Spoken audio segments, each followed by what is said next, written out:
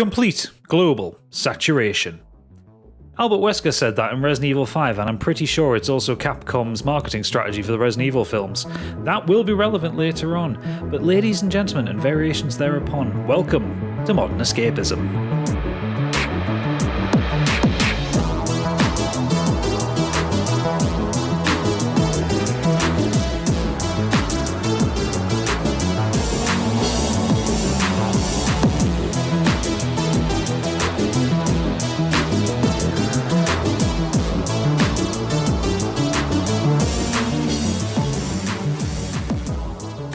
Greetings everybody, welcome to another action-packed episode of Modern Escapism. My name is Gadget and I'm taking the reins this week. And joining me, he reported to ground control that he's floating in a most peculiar way. It's Biggie. Hello. He's a master of unlocking, constantly on the lookout for a Jill sandwich. It's Stig. Gotta go fast. And finally, a man who loves Dragon Quest XI so much he asked his wife to dress up as a slime for him. It's Oodles. Puff puff. Oh, I trust we're all okay this week? Well, I think we're all dying. Yeah, to be fair, we all are dying. It is cold season and I have got the cold. Yes. So, as is tradition around here, we're going to start this week's episode by looking backwards. We're going to go back in time to speak about what happened last week, and Biggie's going to take us down that garden path. What have you got for us, Biggie? Thanks, Gadget. So, on our Discord, we've got the wonderful Kieran. Just finished the pod and just read something where someone mentioned Quake 3 and something really apt just came flooding back to me. I have such vivid memories of playing Quake 3 and listening to the Mechanical Animals album by Marilyn Manson. It was Quake 3 on the Dreamcast and I had the keyboard and mouse peripherals. Fuck knows how I afforded them. And it was my first proper experience with online gaming, along with Phantasy Star Online. I listened to the absolute fuck out of Mechanical Animals, and the intro of Great Big White World always makes me think of Quake 3. Still an absolute banger of an album too. And I can only just about say it as well. Quake 3 was such a good game. I didn't have a Dreamcast, but I remember playing it on the PC, and it was so good. One of those, I think probably maybe the last of the classic kind of 90s style shooters, because it was the last one that id Software did with John Carmack, I think. And I think it was the last that technology coming out. Oh, no, sorry. Doom 3 was the last with him. It was kind of the last of that style of shooter with hyper fast, hyper motion, lots of momentum, lots of fragging. Oh, it was so good. I've never been a Quaker. I played it last year for the first time in probably 20 years or something stupid like that. We just decided, like, what arena shooter can we play? Me and some of my friends, and we just decided on Quake 3. It's still great. It's still fun. Oh, yeah. Yeah, it totally holds up. One of the finest shooters ever made. Okay, cool. So on to Rob Shark, 100% on the heartbeat stuff. Absolutely sickening feeling on a Sunday night. EastEnders really got me down in and around the same age and time as well. Really fucking good chat this week about these tunes. I'm not particularly a musical guy and I have no real depth of knowledge on it, but fucking hell, it really does tie so much of life experiences together. I'm really gutted that Jeebus wasn't on this week because I was going to play the heartbeat theme down the Zoom call at the end of it just to kind of just to maybe just ruin his day a little bit. No. Yeah. Although to be fair, Heartbeat didn't do that for me. But there are TV themes that would play on like a Sunday night. Antiques Roadshow I think was the one for me because it was because my parents would watch that when I was about the age that going to bed at 7:30 on a Sunday was kind of the thing. And yeah, that would be on at the time. And it's just like, oh no, even to this day when I hear it, it's just like, oh God, no, it's not bedtime. It's not Sunday night. I think early dementia set in and I can't remember what it was that used to send me off. But... Oh. Probably Crime Stoppers. Yeah. Or Songs of Praise. So then Ryder _555. What a great shout picking Those Who Fight Further from Final Fantasy VII. My best gaming moment from 2020 was hearing the remix blast out during the Airbuster fight. Give me chills from start to finish, especially when the operatic vocals kick in. Yeah, I haven't played the Final Fantasy remake yet, but when I was doing the research, like getting the tunes for last week, and because Jeeves mentioned it, I went and looked it up on YouTube, and oh my God, that's so metal. That's why I had to put it in the show. Famously, Uematsu didn't do any of the music on the remake, but obviously they use his tracks. Yeah. And for those who fight, is it Those Who Fight On or Further? I can't remember what it's called. Further, yeah. That was the famous one where Uematsu were like, "Oh yeah, I like this new version." That's the that's the one where he's like, "Okay, yeah, I get it." Yeah, he's a man of few words, isn't he? But he knows what he likes. Oh yes. Ironically, it's the only Final Fantasy VII I have finished was the demo at EGX. And it was actually the fight with the Scorpion, and I'm sure that music kicked in on that fight as well. And it did on the demo, but it doesn't on the proper game. Yeah, I was really sweating. It's a different theme. Bob Frod, Heartbeat truly sounded the end of the weekend and all joy as we know it. Another shout out for that. Yeah. Wasn't it a pretty miserable show at the best of times anyway? Wasn't it just like it sucked all the joy out of the room? I've no idea. I don't remember much of it. Most of Yorkshire's like that, isn't it? Hey, leave it out. You're outnumbered here, Southerner. The North remembers. There's 3 of us on here from the North. Don't even bother.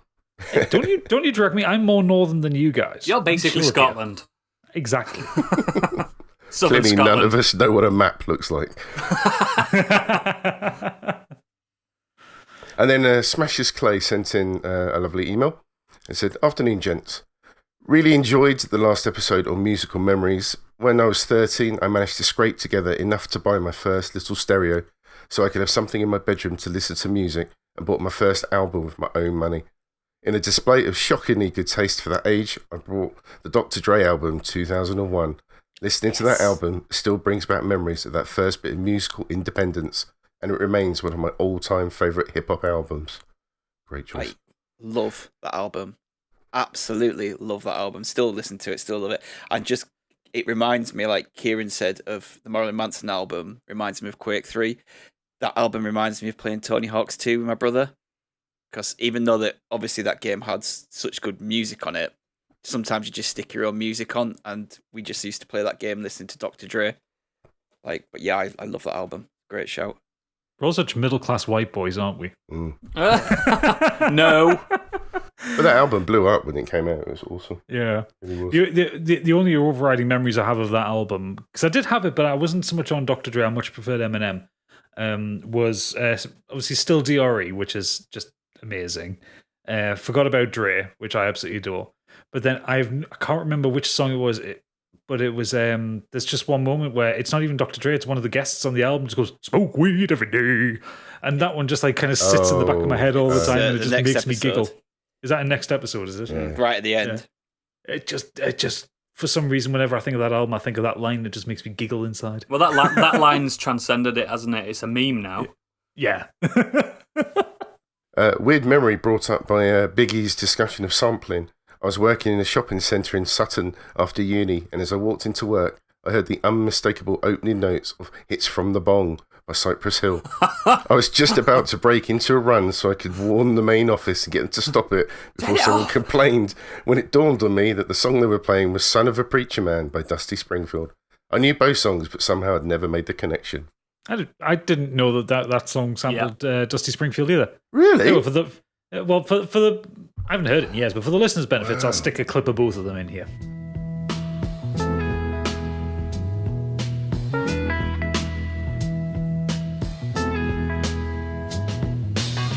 Billy Ray was a preacher's son, and when his daddy would visit, he'd come along. When they gathered around the star.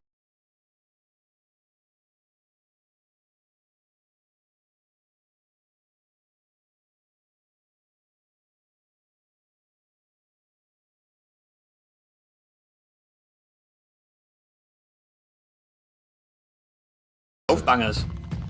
Yeah, very true, actually. Yeah, great. Well, thank you for that one, Biggie, and thank you for everyone who wrote in of last week's episode. Obviously, we hope you're going to write in for this week's episode, and you'll find out how to do it at the end of the show. But we're going to get dragged straight into the Nexus here, kicking and screaming positively, because we're going to throw this straight at Oodles. What have you been up to this week, my friend? Fuck all, really. Fuck all? How dare you? Next. Next.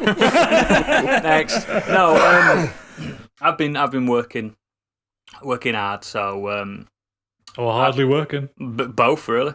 I've been playing a few games and stuff. I've started Dragon Quest XI again, obviously.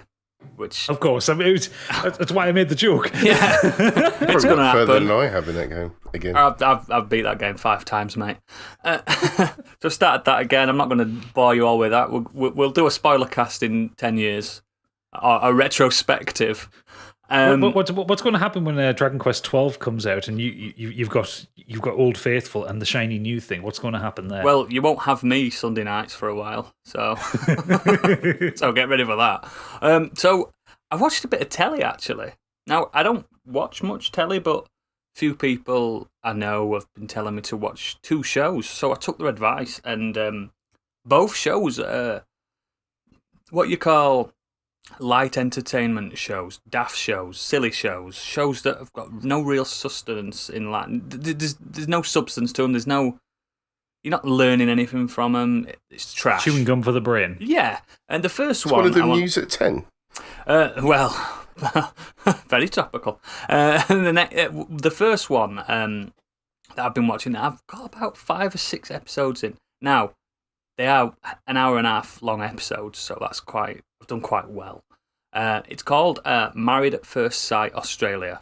Has anyone heard of this? No. I've seen some of it. It's so ridiculous. It's Married at First Sight. Yes, so I'll tell yeah. you the concept of it. So there's 10. I think the title gives the concept. Oh, it really does. It doesn't bury the lead at all. So there's 10 men, 10 women, all beautiful people, but all with distinct characteristics. And some of them are shy, some of them are outgoing, some of them are pricks, some of them aren't. Basically, these unwitting contestants have signed up to get married without seeing their groom/bride. So, and legally married as well, really married. Basically, yeah, what could go wrong? Everything goes wrong. This is on the level of your Geordie Shore's Only Way is Essex type shows, where half of it's fake, half of it's real, and you can absolutely tell the fake bits. 100%. You know, camera cuts like, oh my God, I can't believe they've turned up in this pub that we told everybody that we were going to, that kind of thing. Right. Okay. And then the ex-boyfriend turns up type thing. Oh my God, what are you doing here? But yeah, that's shite. It's just really, it's like, it is chewing gum for the brain. I was watching it, and in my head I'm like, I'm not enjoying this. But it's one of those shows where I'm like, but I'm also not turning it off. Mm. You ever get that with some shows? I did that with The Orville. Can you remember The Orville? Seth MacFarlane. Yeah. I didn't like it, but I didn't dislike it enough to turn it off, and I watched the whole thing. It's just like beige wallpaper on TV. It's just there and inoffensive. Obviously, I have my Switch in my hand and stuff like that, so I was using both sides of my brain, if that's even a thing. But this is... I recommend people to watch at least one episode of it, because you get basically what it is, because there's 20 people, so there's 10 weddings, and on each episode you get a wedding, and then it shows you what they do after and stuff like that. And I recommend someone to at least watch one episode. You're gonna get all the drama of everyone meeting each other, and then you're gonna get the wedding, and it's the bit. Obviously, the groom's there at the bottom. Traditional church weddings, the groom's there at the bottom, waiting for the bride to turn up. And what really nourishes me is the look on the groom's face, or the look on the bride's face when they see the scientifically matched other. Now they're basically, we've got 3 experts on there that scientifically match these people by effective questioning. In the show, there are disclaimers at the beginning saying this is 50% accurate. So I don't like them odds. I don't like them odds at all. Is it as scientific as just someone going to a pub and going, "Hey, do you want to get married?" Well, what they do is they're like, "Oh, this is Linda. She's really boisterous and outgoing. This is Josh. He likes frisbees." And then they match them together. It's so bad. It's good, and I think everyone should at least give one episode. I think there's some on the 4OD. I think it's called 4O Demand or On Demand or something like that. There's some on there. There's some online. There's maybe Netflix. I can't remember. But yeah, watch that. And the last thing I've been binging, and I have watched all episodes that exist, is something called The Masked Singer. Oh no! No! Yes! Please, no! Don't! No! Yes. No! Oodles! Oh! So this Why? this started with with my kids. My kids came up to me and said, "Can we watch The Masked Singer?" I thought, "What's The Masked Singer? Is it a new drama? Is it a new kids show?" Turned it on. Okay, we've got Jonathan Ross. Jonathan Ross is there as a judge and people like that. I don't know. I'm really bad with celebrities. I do apologise. Basically, what it is, it's like X Factor, but all the people that are singing are famous. I don't like to use the word celebrity because I don't know some of them. Famous-ish people underneath elaborate costumes. One of them's a blob. One of them's a Robin Redbreast. One of them's a Harlequin type of thing, and they sing, but they sing with their own voices and stuff. And some of them are really good, and the judges and the audience have to guess who's inside. Have any of you watched it? I don't. I've not watched it, but I know of it because every Saturday, it's just on my Twitter timeline. Most of the time, it's just people laughing at Rita Ora saying, "It's this person," and one time she guessed someone who was dead. Nice. It's definitely Freddie Mercury. She just throws out ridiculous names, and a lot of the time she'll throw out really A-list celebrities as well, and you're like, come on, that person is not on this show. Yeah, the one I watched this morning, someone said, it's definitely Pharrell Williams under there. Oh, yeah, because he needs to pay the mortgage off, does this? So he's coming to England. I'm going to regret asking this, but how do they find out who the celebrity is? Are they asking them questions like, are you on TV? Or... What happens is the masked singers, they come out and all the vocals are distorted, so you can't tell who they are. Some of them put fake accents on as well. And this is ridiculous. And they have a videotape where they're roaming around the world in their costumes, and there's clues. God. So... yeah, there's clues one of them's dressed as a Viking and he's going around and he's like, oh, being a Viking means I'm always sailing away or something. Do you know what I mean? Some kind of cryptic clue, and then they've got to guess what it is or who it is. So far, the celebrities, I'm going to spoil one of them. It was. I think you'd be right. It was all the way from who is this? Who is this? I don't. And it was Glenn Hoddle. Glenn Hoddle? Yeah. Former England manager, Glenn Hoddle. Wow, the list of choices must be really slim. Yeah, that's the calibre of celebrity we're going for. Someone that really does need a little bit of a paycheck. Cause I've just kind of Googled just because I want to see who the judges were, because I remember because I saw a clip online the first season. One of the judges was Ken Jeong. And I have no idea why he would do something like that. But so I found this article. It was on BT.com, and it says who are the contestants. Yeah, don't spoil it for me. Well, no, I'm not going to spoil ones that have been revealed, but they've got the ones who haven't been revealed yet. So I'm assuming that they perform each week, and then they've got to guess who it is. Yeah. Okay. And just based on the ones who've been revealed, so say Glenn Hoddle, washed up England manager kind of thing, not really a celebrity, but this thing has got the week one performance, what song they've done, and all that, and week performance, then the clues they've been seen playing guitar, or there's links to motorbikes or whatever. And then, so this one I'm looking at, which is the Badger. Badger, he's a good singer, Badger. Yeah. Possible identity, Damon Albarn. Why would Damon Albarn do this? To be honest. JK from Jamiroquai is another one that people are guessing. That's a good shout, because it sounds like them. When they're singing properly. Yeah, I get that they're singing properly. But why would they do it? What? Yeah, but you just said they distort their voice, so how would they know it's not when they're singing, they don't distort the voice. Just when they're talking. Okay. It's very good. You should watch it. No. No, it's absolutely terrible. It's shocking, but it's one of the only shows that we've sat together and watched as a family, which is a good thing, really. The only thing we've actively watched together, so I recommend that. Well, I don't recommend it. That's the thing. It's difficult because I don't recommend either of them, but I do recommend them at the same time. They're both shocking programs, and that just shows you what my week's consisted of. Dragon Quest and those two. So I think I know which one I would go for. Yeah. Oh God. Well, thank you for that, Google. I think even I'd play Dragon Quest over that. You should anyway. Yeah. Right, okay, well, we'll let Oodles get back to his Dragon Quest because Thank you. he's had like 10 minutes away from it and I can see he's starting to get itchy. So we'll jump over to Stig. What have you been up to? Just like Oodles. Nothing. There's 4 of us on here. Surely someone's done something, my god damn it. No, what I actually want to talk about first is something that by the time people have listened to this, it will have happened. I actually haven't done it yet. Tonight is the Royal Rumble. And if anyone who knows wrestling, or doesn't even know wrestling, most people know what the Royal Rumble is. It's probably one of the biggest events in wrestling, annual event in wrestling, and it's just so much fun. And I'm really looking forward to watching that. It won't be the same this year with no crowds, but every year they just do something either really great or really kind of shit that gets everyone talking. Like they'll have someone win it and everyone should be like, why is that person winning it? Like, and it gets Twitter and the online community and that talking about what's going on. But it's just a great concept.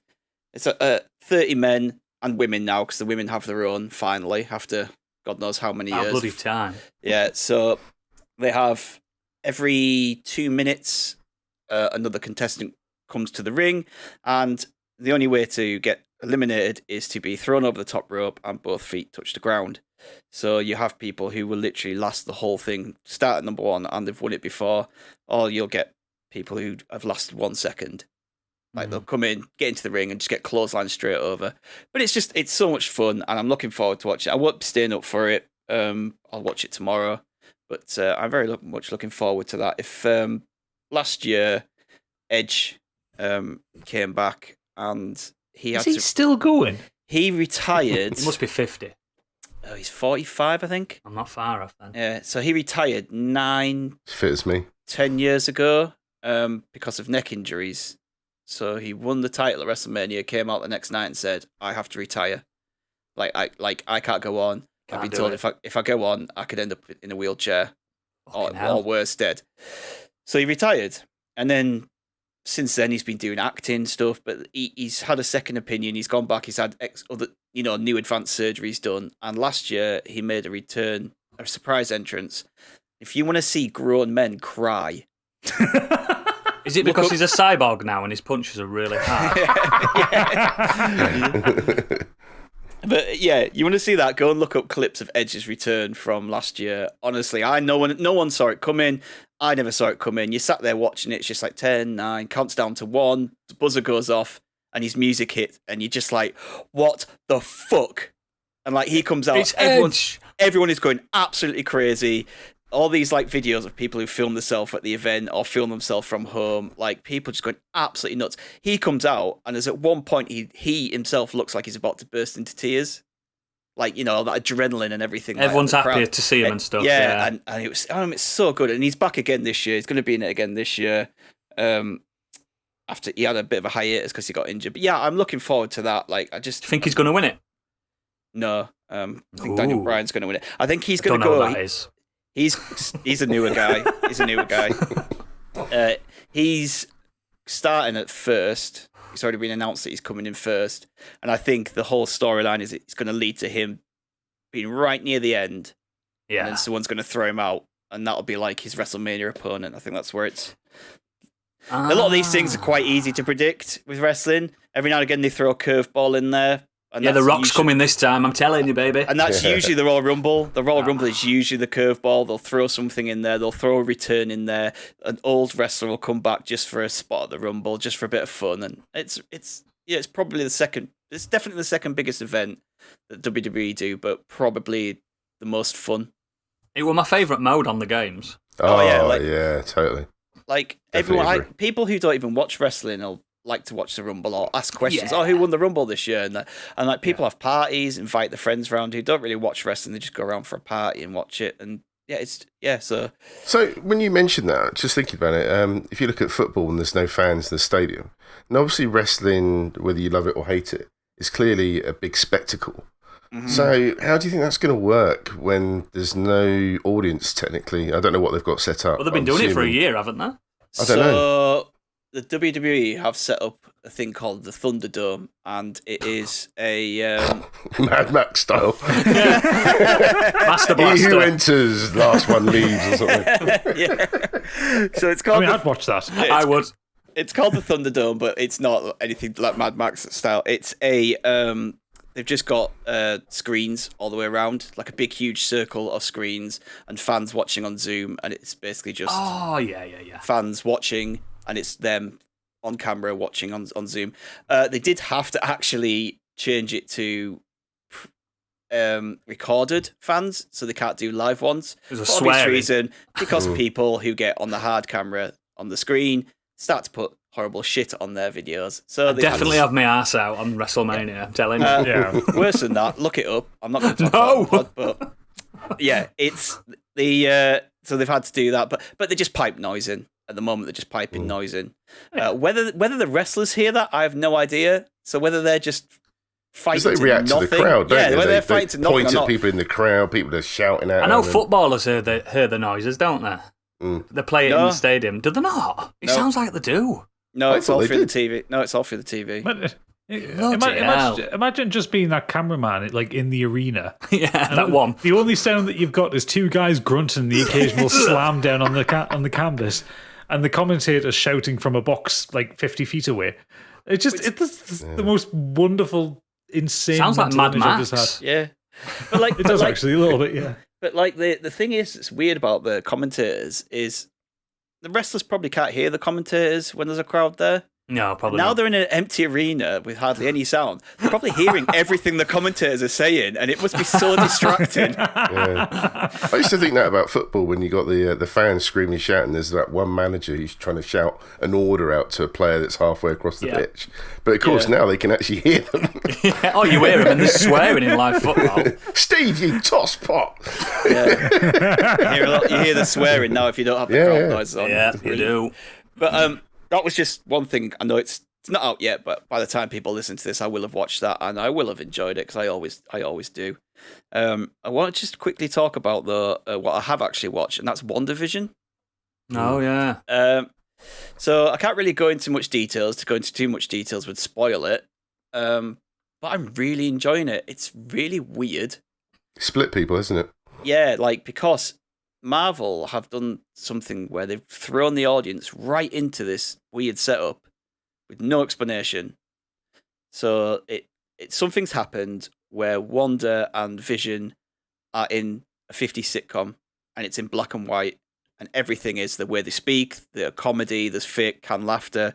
They're in this weird 50s sitcom, and then the second episode happens, and they go to a 60s sitcom, and then they go to a 70s sitcom, like the episode after, and it's just there's all these weird things going on. There's all these clues there, like things happening in the background. You'll see, especially for the comic book nerds, there's little numbers and names and that attached around the screen, and things that you can kind of pick up on. And there's been loads of theories about what's going on, and most of them got to season episode 4 this last Friday, and most of them have kind of come true. What I was kind of thinking was going on. Episode 4 explains a lot of things, what's going on. You have these, it kind of pulls you back out of the sitcom and goes back into the like MCU world. So you start to find out what's going on, but now we're at a point where I don't think anyone has any clue where this is going. And I really like that. I really like that they had they've got the fan base to kind of, and they've built all this up, but that they kind of can do this experimental show. Like if this was just a random show, I don't think it would have started with straight into the 50s sitcom. But you've got 13 years now of MCU, got 20 odd films. Like they've built that fan base, they've built up that the ability to do this, and I just really enjoyed it. I know that Oodles, you said you watched it, didn't you? Like the first 2 episodes, I've caught up. like, I've watched them you all. just said it was weird, and that was the best way to describe it. But I really enjoyed it. I liked what they were doing, and there's all these just little nods, these little nuances that if you pick up on them, you can kind of piece together what's going on. But now they've kind of left you at this point where it's like, I have no idea where this is going now, and I really, like I said, I really like that, and I'm really looking forward to seeing like the last 5 episodes. I think the first episode that was the toughest for me. It was for a lot of people, by the sounds of it. Especially the things. Do you know what weirds me out in certain shows? Especially when there's people like we've known, especially Wanda, Scarlet Witch. We've known her for like 6-7 years now. From what was it, Age of Ultron? That was the first one she won. Yeah. So it's weird to see Elizabeth Olsen stare at the camera sometimes after she's made a joke and stuff. It throws me off. It's like, what the fuck? Like they used to do with 50s, didn't they? They always looked at the camera and hands on the hips going, what am I like? That kind of thing. It's just like that. It's so peculiar. But it got better. I think it got better. Yeah. I think the weird thing was, though, like they did those first 2 episodes that are in black and white. And everyone's a bit like, I'm not sure about this. I'm not sure about it. Then Paul Bettany came out and said, well, you need to watch the 3rd episode because that's when it kind of starts to tie things together. And you can think, why didn't Disney just release the first 2 together? Why didn't they release those 3 together? Yeah, I agree. That would have drawn people in. And that ending of that 3rd episode, that would have been like, oh, I need to watch more now. Absolutely. Whereas just release them all at one go. Yeah. No. They don't get the subscriptions that way, do they? Exactly. So. True. I wonder if it's going to link in with the Loki series that's coming out. Because I have my own theory about it all, but I don't know if I'm anywhere near it or not. I haven't seen any of WandaVision yet, but I know the idea is it's supposed to be this mystery that they're unraveling. Effectively, it's like, why are they in a 50s TV show? And that's the plot.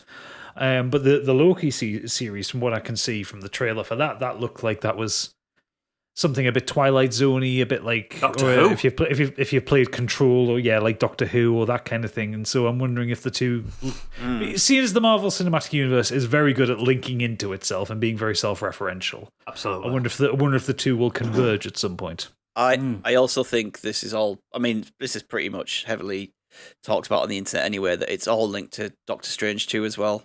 That's called the Multiverse of Madness. And I think it's a really good PR move, isn't it? This is the start of something to do with what's coming next. Let's say this be phase 3 now, is it? 4. Which is probably going to be the weirder Marvel stuff now, because they've done the biggest Marvel moment, haven't they, with Infinity War? Yeah. So it's going to be all the weirder stuff now. Because she's got a really good plot line in the Marvel comic universe. Oh, yeah, absolutely. I don't know about further on, but when at some point when she gets involved with the mutants. Yeah. Scarlet Witch is massive in Marvel. She is superb in that. I thought that was where this might be going, but I think some private chat that I've had with Stig in the Discord maybe isn't quite right, so I'm not going to say anything because I don't know quite I don't think this is going to pull the mutants into the MCU because they've kind of given us Marvel and Disney have already set out the next 3 or 4 years worth of stuff, and X-Men aren't even touched on that. This might. I reckon they're going to give X-Men a wide berth for a while. Yes, I think that as well. I've got enough to lean. It's been tainted anyway. Yeah, I'm very unhappy with that. I'm very Logan's really good. Yeah, I think this is just something to do. They're going to start doing multiverse stuff, and they've probably seen the success of Spider-Man Into the Spider-Verse. By all accounts, the next Spider-Man live-action one's going to do a lot of that stuff, and they've kind of said, we want a bit of that pie. And I don't want to see Tobey Maguire again. You don't want to see that little strut? No, I'm done with it.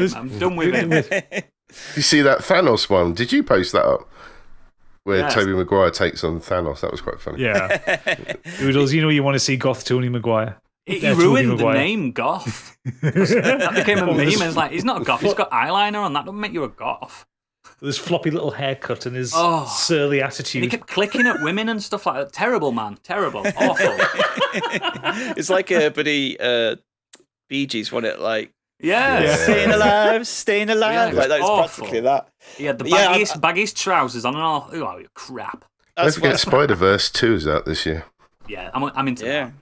Yeah, I'm looking forward to that. That's what I've been doing. I'm looking forward to watching the rest of that and where it leads in the Marvel stuff. So, we've had a huge gap in Marvel things. It's like a full year, wasn't it? Yeah. Well, the longest since it's existed. I think that was a nice break, though. I mean, everything that led up to Endgame coming out, it was a lot. I think they should have. I think they should have had a good few years after Endgame rather than the Spider-Man one that came after it. Do you know what? The Spider-Man one that came after it was kind of like the epilogue to it and the startup of the next phase. But it was nice to have that, like, Far From Home come out, and then there'd be about a year before anything kind of started coming out. And I like the fact that the kind of obviously, kind of COVID's been a thing that's affected the film production, but the fact that the TV stuff's coming in, so it is like WandaVision, and then it's Loki, like that stuff coming in. It's kind of like, I like that it's starting smaller. Yeah, I agree. But yes, so is that it, Stig? That's it from me. Yeah, that's it. Marvelous. Okay, marvelous. Hey, Biggie. Yeah, similar, man. Similar week. So I've tinkered a little bit with GTA 5. Never finished it, so I ended up installing that on my PS5. And so did you say GTA 5 or Final Fantasy 7? I know which one I prefer. GTA 5. Oh dear. Just because I wanted to see if how it ran. Loading time. Ooh, much quicker. I don't know if you've played GTA 5 on the PS4. It takes forever to load. It does. I was going to say, it's not hard to be quicker than an Ice Age. Yeah, it's quick. It's really good. You can bounce between them a lot quicker if you want to go to online to the main game. Yeah, really good.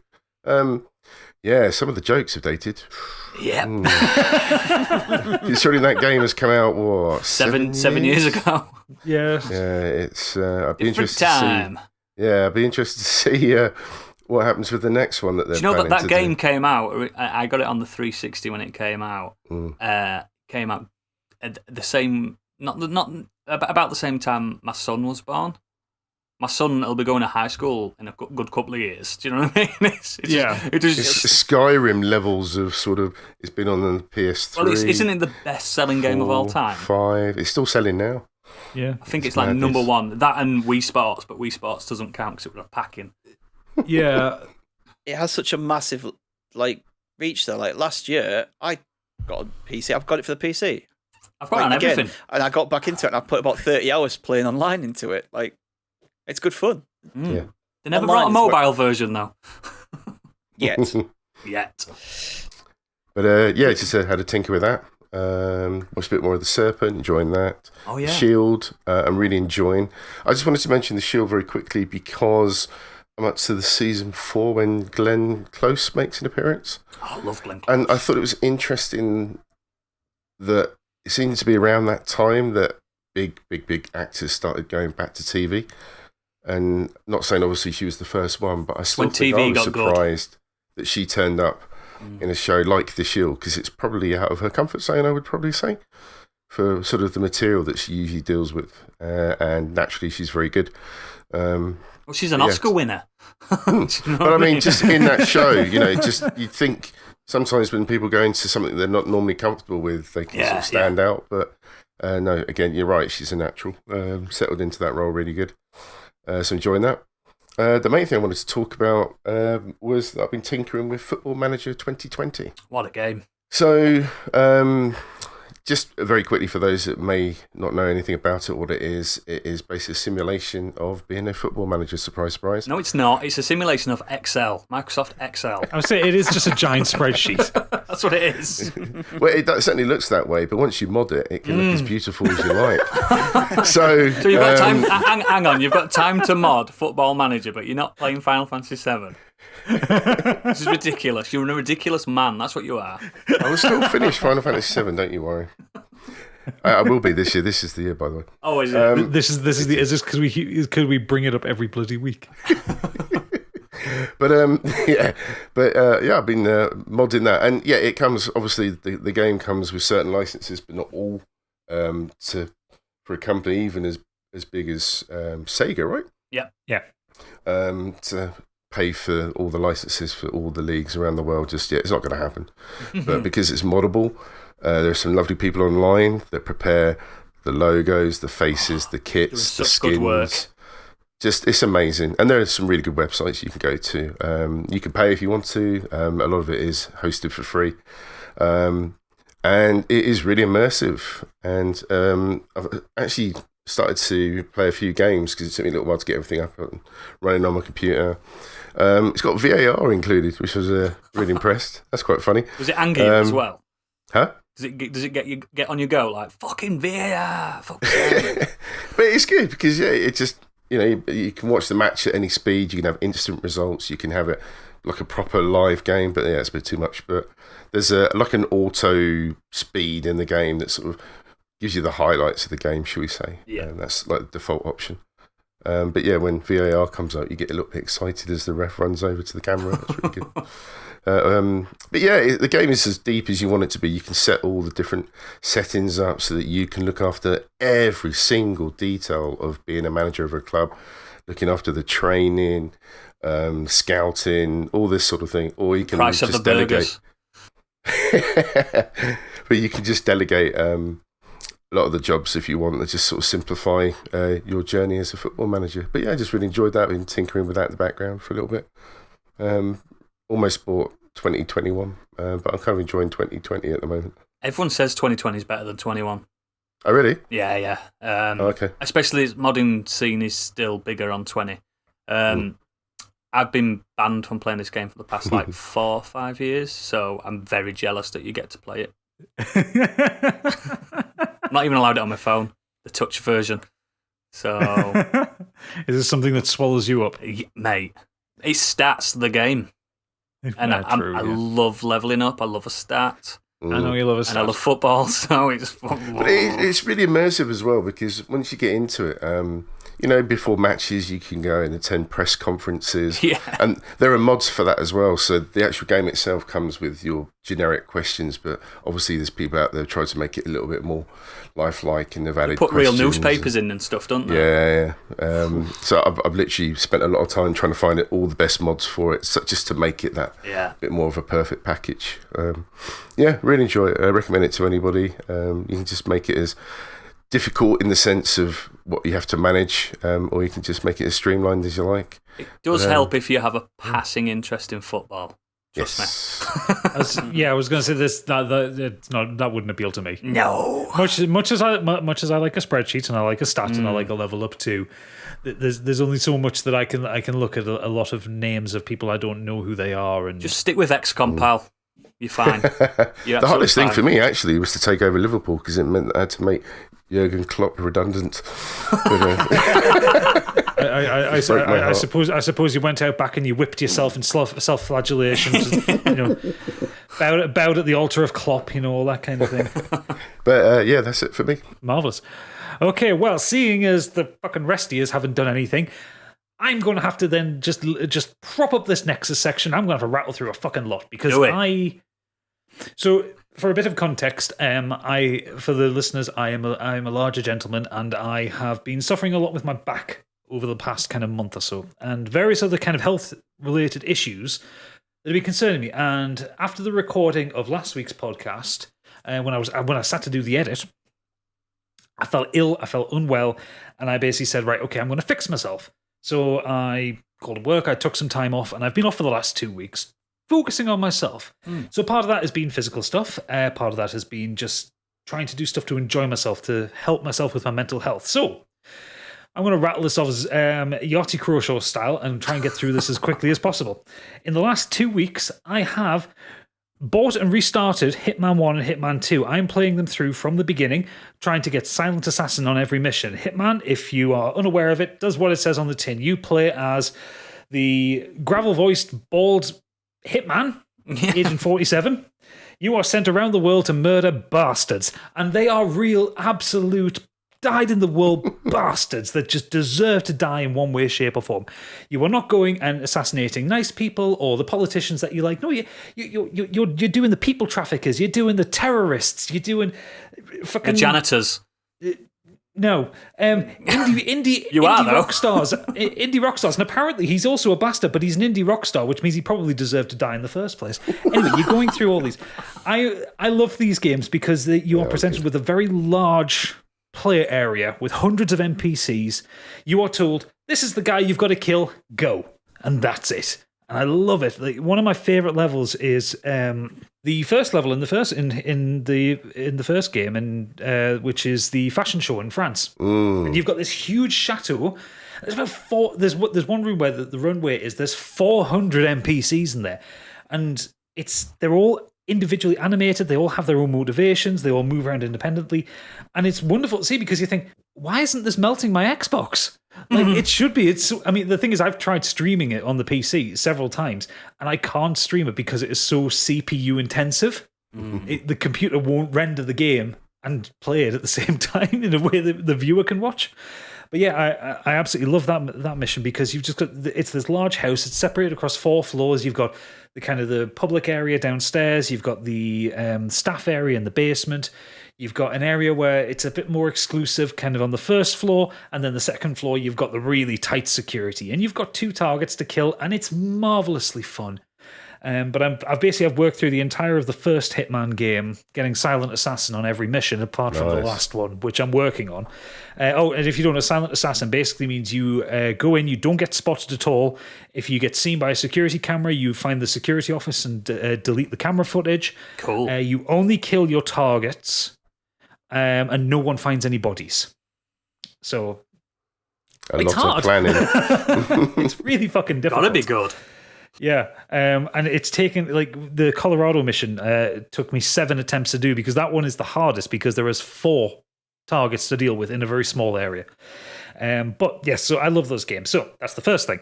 Second thing, I found a new exercise game on VR, which is Synth Riders.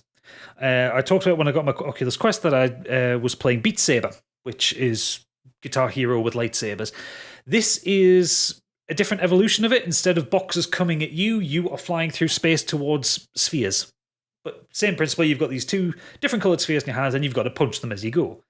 What I like about Synth Riders, though, over Beat Saber is all the music is synthwave. It's all very 80s inspired electronica. It's beautiful. It's great. Also, the color palette is just the game does. It's all those 80s synthwave. Purples. All those weird colours that Neons. you just associate with the 80s. Yeah, that's it. Neon is the word I'm looking for. You see, when I'm trying to talk quickly, my voice actually, I just lose all ability to word. But yeah, Synth Riders, it has this very 80s aesthetic. Everything looks wonderful. Everything looks brilliant. And the gameplay changes from Beat Saber because Beat Saber, everything's linear. You're just throwing your hands up, down, left, right, that kind of thing. But with Synth Riders, because you are basically beating balls or beating these kind of balls that are flying in the air. You know, I'm very aware of what I just said. Yeah, that's a title. You're working on yourself. You said for this past 2 weeks, yeah. Yeah, you can do. You can do ball beating. Forearms are like Popeye. You don't have to. Fuck you. You don't have to be stuck into lateral motion. And one thing that they do, that they have this rail system in where basically when the ball kind of comes towards you, your fist connects with it and then you have to drag it along a line afterwards. Like this? And so you... No, not like that, Oodles. He's making a wanking gesture. Oh my god, the fucking 3, you are the worst. You don't come with anything and then... Oh, for fuck's sake. Right. Synth Riders, play Synth Riders. It's a really funny game. I'm going to get it. Third game that I played, The Medium, fucking don't. It's so annoying. This hyped up game, the first exclusive for the Xbox Series X and S. Oh yes, this is the next generation. It doesn't fucking work properly. It's buggy as all shit. It was supposed to be the next Silent Hill. You know what it took from Silent Hill? Camera shots. It steals 4 camera shots directly from Silent Hill 2. It steals a puzzle from Resident Evil, which I wasn't happy about. A jump scare. It's got 1 jump scare. It has the forced stealth sections from fucking Spider-Man. Oh, nice. Exactly the same. I don't mind a game that doesn't have any combat. That's fine. Yeah. But don't give me 4 stealth sections where it's an instant kill if you get spotted. Great. Nah, fuck that shit. The annoying thing is, as well, the plot is really good. Like, the story is really good in it. But the game is just so disappointing around it. It's barely any gameplay. I was really, really let down by it. Also, it's buggy as fuck on Series X. It was designed for this generation of Xboxes. That I captured a video from the very ending cutscene. One of the characters kind of turns around, and on my Series X, her face kind of distorts and there's like flashing lights around it. It's not part of her being spooky, supernaturally womany thing. it's just the fucking ray tracing in the game is buggering out completely. It's so bad. Oh, and it also sets itself up for a sequel that it hasn't earned. And it will never probably get. Just gonna go uninstall that right now. Yeah, please do. Yeah, save yourself the 29 gigabyte. Okay, so I've got another couple of minutes left here, and I'm going to run through two things which are the kind of my main things of it. I've watched 2 cartoons over this time. I love animation. I love cartoons. They're some of my favorite things in the world. And these 2 cartoons I've watched, both new series that came out in January. First one was season 3 of Disenchantment. Have any of you watched it? Yes. I know of it. I haven't seen it. It's the Simpsons guy. Yeah, it's Matt Groening's latest show. Yeah. It's exclusive on Netflix. It is basically what you would get if you put The Simpsons with Game of Thrones. Yeah. Or maybe Futurama with Game of Thrones. Yeah. It's that kind of silly, irreverent humor, focused on a fantasy world. It's really, really funny, and there is a lot of excellent storytelling in it. It deals with a lot of like real world issues, as most modern fantasy does these days. But the characters are really likable. The situations are quite funny and quite surreal. My only complaint with the season is there kind of wasn't enough of Eric Andre's character Lucy in it. Oh yes. The kind of the thrust of the show is it follows a princess who doesn't want to be a princess. She is a drunken lout, and she just wants to do whatever the fuck she wants. She's called Bean, short for Tia Beanie. She is given at her, I think it's at her birthday party, or it might have been, is it for a wedding present, someone gives her her own personal demon, Lucy, who everyone kind of assumes is a talking cat, who is generally the sardonic kind of comedy value of the show. He's determined to make everyone's life miserable, and he's very funny with it. She also encounters a small elf called Elfo. Yeah. Who looks... I think they took a picture of Bart Simpson and made him green. Yep. Like, literally, when you look at a picture of him, he looks like Bart Simpson. Just with a nose, a different nose. Yeah, and a pointy hat. Yeah. And I really realise that I'm not talking it up enough because I'm just trying to do this quickly, but yeah, it is a really, really funny show. It's more adult than The worth Simpsons, watching. isn't it? It's a bit more... It's not for kids. Yeah, it's very much... It's more Futurama's tone than anything. Yeah. That really is Bart Simpson, isn't it? It really fucking is Bart Simpson. It just looks like a Treehouse of Horror episode, like, when you look at him. Yeah, I think it's probably where it started coming from, but it's... Massively different character to Bart Simpson, though. Yeah, it is well worth your time to watch. At least get through if you watch the first 3 episodes. It's one of those ones where the first episode is a little bit chunky. It's also got Matt Berry in it as a recurring character. Yes, it has. So doing his Matt Berry voice. Oh yeah, he's just Matt Berry being Matt Berry. And the last one, I'm going to take this one in a couple of minutes, is possibly the best thing ever. Star Trek Lower Decks. Has anyone seen this? I've seen it. I've seen it on Amazon Prime. Is it good then? It's on my radar. It's so good. Is it? Basically, Star Trek Lower Decks is the first animated version of Star Trek. Yeah. And it's just Star Trek pushed through a Rick and Morty filter. Is that what it is? The humor is very Rick and Morty. The animation style is very Rick and Morty. It's rude. It's funny. The lead 2 characters, Beckett Mariner, who's played by Tony Newsom, and Brad Boimler, who, and you'll enjoy this one, Oodles, played by Jack Quaid. No way! Yes. From The Boys? Yeah, from The Boys. Huey from The Boys. Cool. The 2 of them are basically Rick and Morty because Mariner's character, she is brash. She wants what she wants in life. She is stuck being an ensign because she wants to be an ensign. She doesn't want to get promoted up on the ship. And Brad Boimler is just like, he's the new guy, wants to be good. He wants to make a good impression on the captain. He gets getting reluctantly dragged along on these adventures. Are they all like red shirts, something like that? Sort of. It's so the setup for it is the ship that they're on, which I'm trying to remember the name of it off the top of my head here, and I really can't. So I'm looking at the Wikipedia page. It's not one of the famous ones. Well, no, it's a new ship for this show. But basically, so the concept behind them is behind their mission is so you have the Enterprise goes off and does first contact, meets new species, does all the exploring of that. The ship that they're on, the Sereno, that's it. The Sereno, they do second contact. So clean up. So once the Enterprise has been and met the new aliens, ruined the civilization. The Sereno goes in and I think what the original the writer quotes it as find where all the good coffee shops are and find where to park and stuff like that. It's like setting them up into the Federation, and so basically it's like lackey service. They just have to they go in, they set up these worlds. And hilarity ensues because Boimler wants to be bridge crew. He wants to be a captain. He wants to work his way up through the ranks, but he's got no fucking clue. He's got all the book smarts, but none of the street smarts.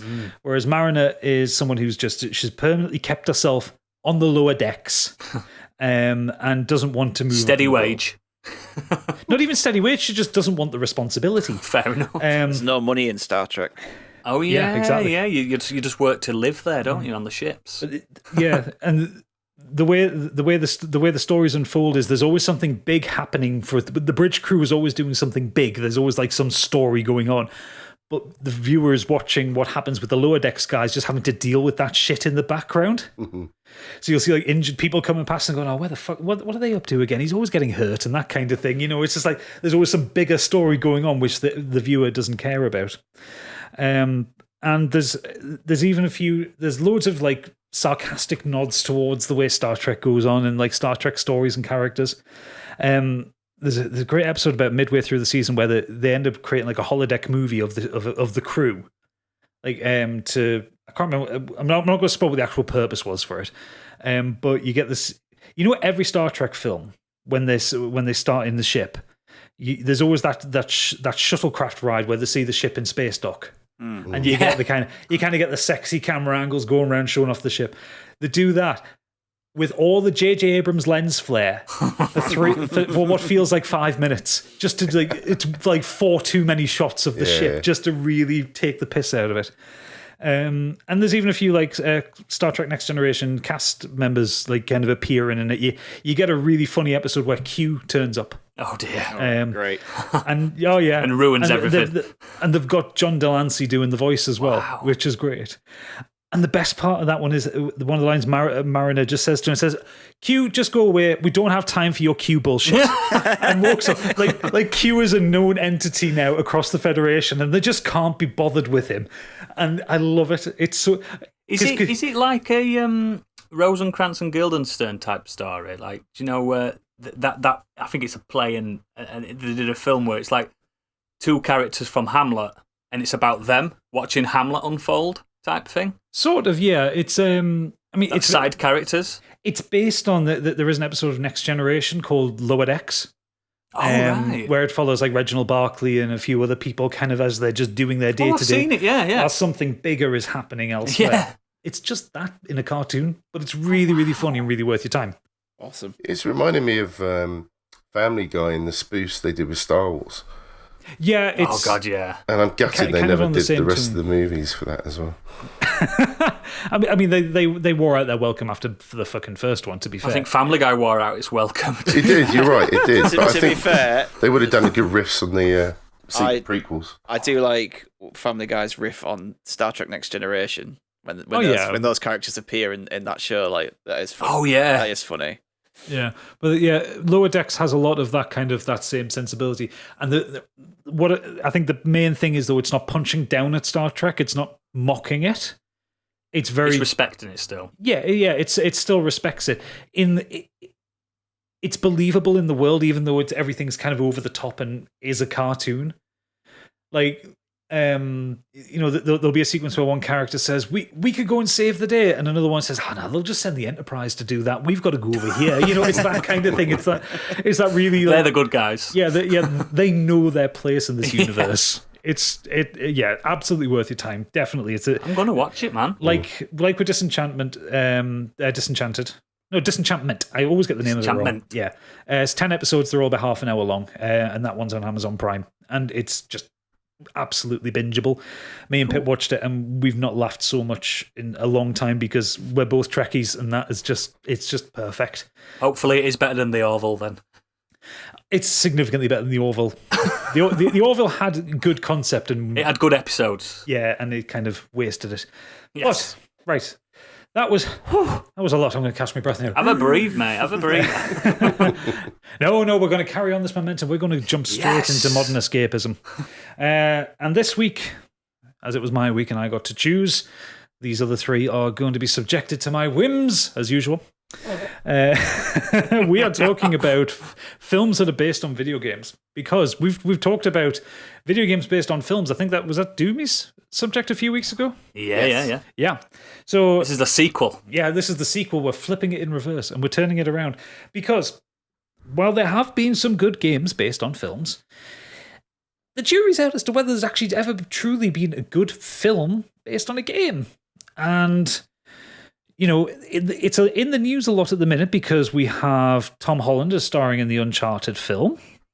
We have the Monster Hunter film is supposed to be... Is that out now? Is it supposed to be coming out soon? It's out and being buried, I think. I think they should Not surprised. They should probably burn it. Yeah. Burn the film. Even though it's digital, they should burn the film. They should just burn the hard drive that it's stored on. And you know, in production, apparently, and these are just the rumors, there's a Mega Man film. There is an untitled Metal Gear Solid film. There is that one. And an untitled Yakuza film, which will be interesting, considering that would work better as like a soap opera. It would. But yeah, so I thought it would be nice to talk about video game films. And so yeah, normally when it comes to my weeks and we do these kind of genre discussions, I normally ask everyone to bring a few examples and we do a little bit of round robin. But when you ask for examples when it comes to films made from video games, it's very hard to come up with ones you like. And I didn't want this to be, you know, a 40-minute long discussion of us ragging on films. I know it's what it's going to be, but I didn't want to preempt that one. So I've asked the group to just bring a film that they want to talk about. So, Oodles, do you have a film that you like that's based on a video game, or one that you dislike, or? So yeah, basically, I don't know if this even counts. You're probably gonna call me out for this, but I consider it a video game film, and it's one I really like. It's called Wreck-It Ralph. Now, does this count? Because technically it's not based on a video game, but it's based on video games. I don't think that It has counts. guest appearances. No, it doesn't count because it's none of the games that he goes into are real. Like, there are real gaming characters there. You know, He goes you to see Sonic Tapper. Yeah, no, okay. It's skating around No. the edges because in reality you just don't have one that you like, do you? Was there a video game Is there only, like, based on Wreck-It Ralph? Yes, there was a Yes. mobile game called Fix It Felix. There is another that I'm probably the only person in existence that likes it, and it's based on a video game. Okay. It's Max Payne. You The like that? The Mark Wahlberg. I haven't seen Vehicle. it. Marky Mark and Max the Funky Payne. Bunch doing film noir shoot 'em up. Yeah, Go on. I've watched this film quite a good few times, and it's never been reviewed well. No one likes it. No, But I for think, good reason. apart from Mark Wahlberg's face, I think it gets the tone right. It's kind of an amalgamation of Max Payne 1 and 2. It's got the drug. I think the drug was called Valkyrie in it. Yeah. That they all take, and it's got all the bits from the game in it, and a little bit of bullet time. Not much. But it's quite a low budget affair. I think most of the money went on Mark Wahlberg, to be honest. I mean, As a noir story, I think it's pretty good. Have you seen it? Has any of you seen it? Yeah. No, I know once. it. That was, Yeah. that was awful. Absolutely awful. I loved Max Payne, like Most of them are, though. big Max Payne fan, and I was well up for like a movie, and it's like, oh, Mark Wahlberg. I was like, oh well, that's a shame. And then I saw the film, I was like, that's an even bigger shame. Max Payne from Boston. I don't know. I kind of dig it. I kind of like it, and I always have. It's one of the rare accounts that I do. I never understood why throughout Mark Wahlberg made the concerted choice to look like to have his face appear like a bulldog chewing a wasp throughout the whole thing. Like, I get that he's not going to be a happy man during the film. He's playing Max Payne. There's no happiness to be exactly. had. But he didn't need to do that scowl throughout. Have you not seen Max Payne's face It's like in that. the first game? It looks like he's been hit with a shovel. Max Payne's face in the first game is Sam Lake, the producer at Remedy. If Yeah, you look it's at a the real guys, person. if you look at his Twitter account, that's his profile pic. Is that face? It's brilliant. I don't know. I think it gets noir quite right. It's almost to the point of, I mean, you know, like Sin City with the narrative and stuff like that. I don't know. So is it a good movie? Just that if you take Max Payne the name away? No. It has a Rotten Tomatoes score of 16%. Yes, and a 31 out of 100 on Metacritic. Yes, it's universally regarded as a very poor film. I know, but I don't know. I think it's tonally. It's the tone that I like about it. I mean, the tone, because if you look at the film poster, it looks like the Sin City film poster as well. It's got that kind of black and white with the red writing across it. Yeah, I mean, I get that. So I forgot it's got Mila Kunis in it as well. Oh yeah. And Ludacris for some reason. Yeah. Oh, aye. Luda's in it. And Olga Kurylenko, she's in it too. Bloody hell! When did I see this film? I have seen it, but good lord, it's about 10-year-old, isn't it now? It must be 2005, I think. 2008 or 8. Yeah. I don't know. I think it warrants another watch, guys. I think you should give it a try. Honestly, no. 16%. It's at least it's some percent. I mean, it was a profitable film. It was made for 35 million, and it brought back 85. There you go. A success story. I couldn't even tell you who directed it or anything. I just think tonally it's right. Apart from Mark Wahlberg accent, obviously it's always Boston, whatever he's in. It's just, I don't know. It's good. Give it a try.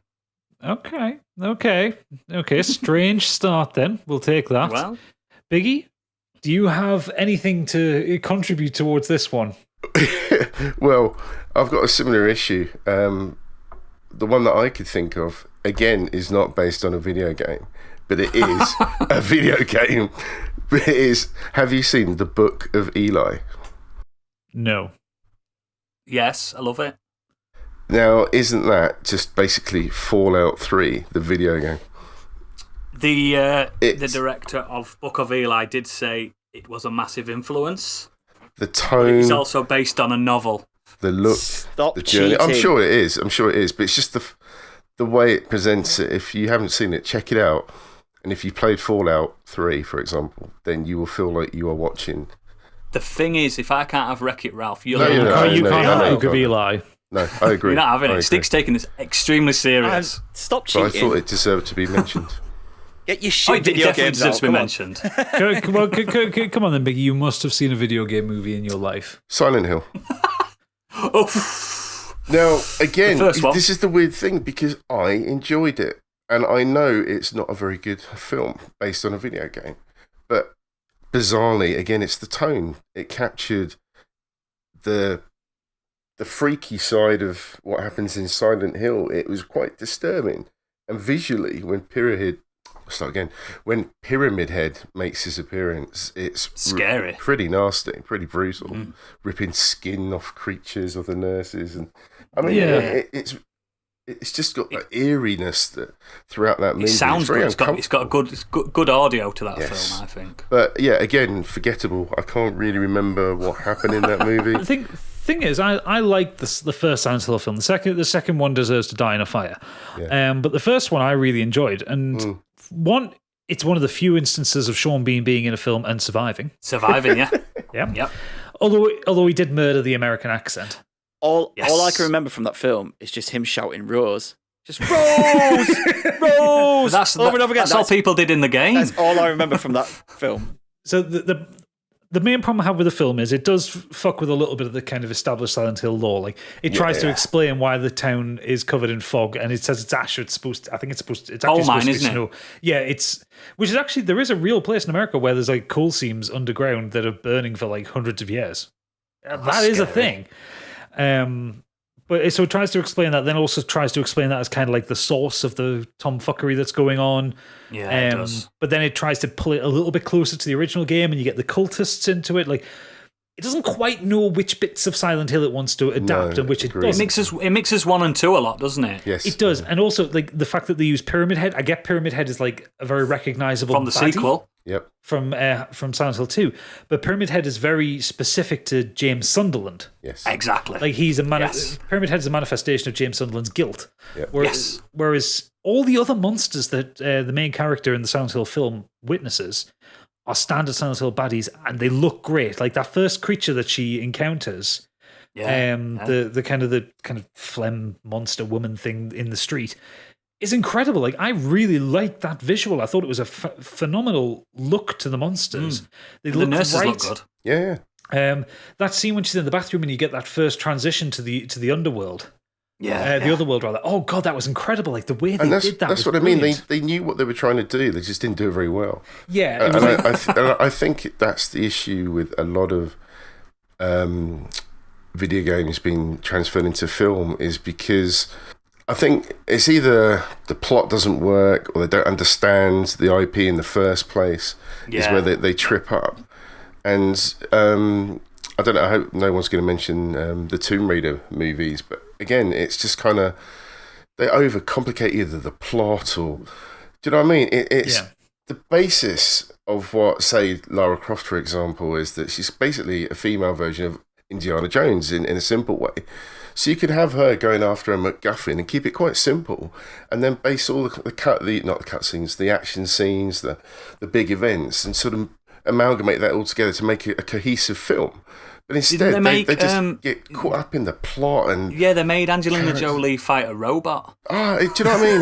It's just, I just don't get it. They don't understand. Even with the new one, it seemed like I've never seen the new one. So the new one, it's very much taken from the new Tomb Raider games. So Alicia Vikander is very much styled on the new Lara Croft. Yeah. But that film, I felt like I was just watching the game. It rips, and every time when you talk about video game films, everyone's, oh, this would make a great film. But what's the point? Because we've already seen the story in the game.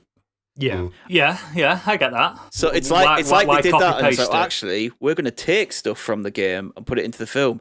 And then it was like, well, this is a bit shit and dull, isn't it? Seen it all, like so. Yeah. What you kind of want from, and I think this is what I kind of look for when it comes to a video game film, is like take the characters and expand upon. Like tell a story with the characters. Don't just recreate scenes. Because that was I heard with that criticism with the Alicia Vikander film. Is why I didn't bother seeing it, because I thought, oh god, I thought the 2013 Tomb Raider reboot was dreary enough as it was. I didn't want to see it. There's another one coming out. There is, she's done Alicia Vikander starring in the second one. Yeah, but it's also the type of game as well. So if you've got like a 30-40 hour game or something, how are you supposed to transition that into a movie that's only for an hour and a half to 2 hours? That's half the problem, isn't it? And that's why The Witcher works as a TV series, because it, at the moment, from what I saw of the series, was that I enjoyed it. It was starting to build the characters, the world. You can't do that, and then, well, you can, but not very well, in probably an hour and a half to 2 hours. You need to. I think you could with something like Tomb Raider. As you said, it's Indiana. She's like an Indiana Jones style character. Yeah. Well, they managed to do that with an Indiana Jones film. So why, like Gadget said, why can't they take that character and build a good story? Just write a good story and script around that character, and it's doable. Some stuff, it's like take the Warcraft film for example. There's too much. There is too much lore. There's too much going on that it just becomes a mess trying to put that into 1 2-hour film. No, that's it. The Tomb Raider movie with Angelina Jolie. What was the plot? I have There's no two idea. of them, isn't there? I can't remember what happened in any of them. No idea. Yeah, I don't know who was chasing after who. In the fridge. So The only thing I remember from the first Tomb Raider film was the Illuminati. She's in a cave.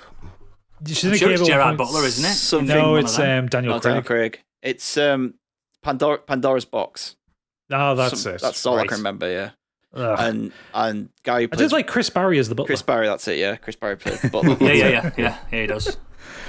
Yeah. So, Stig, I know you've got a big list of them. What have you You've seen them all. I do. I have. So in preparation for this, I actually went onto my letterbox and made a list of video game films, how I'd rank them, just to see what I'd seen. Apparently, I've seen 32 video game Fucking hell. adaptations. I don't think I've seen that many. This is either They're live all at action. 32. There's no one at number 1.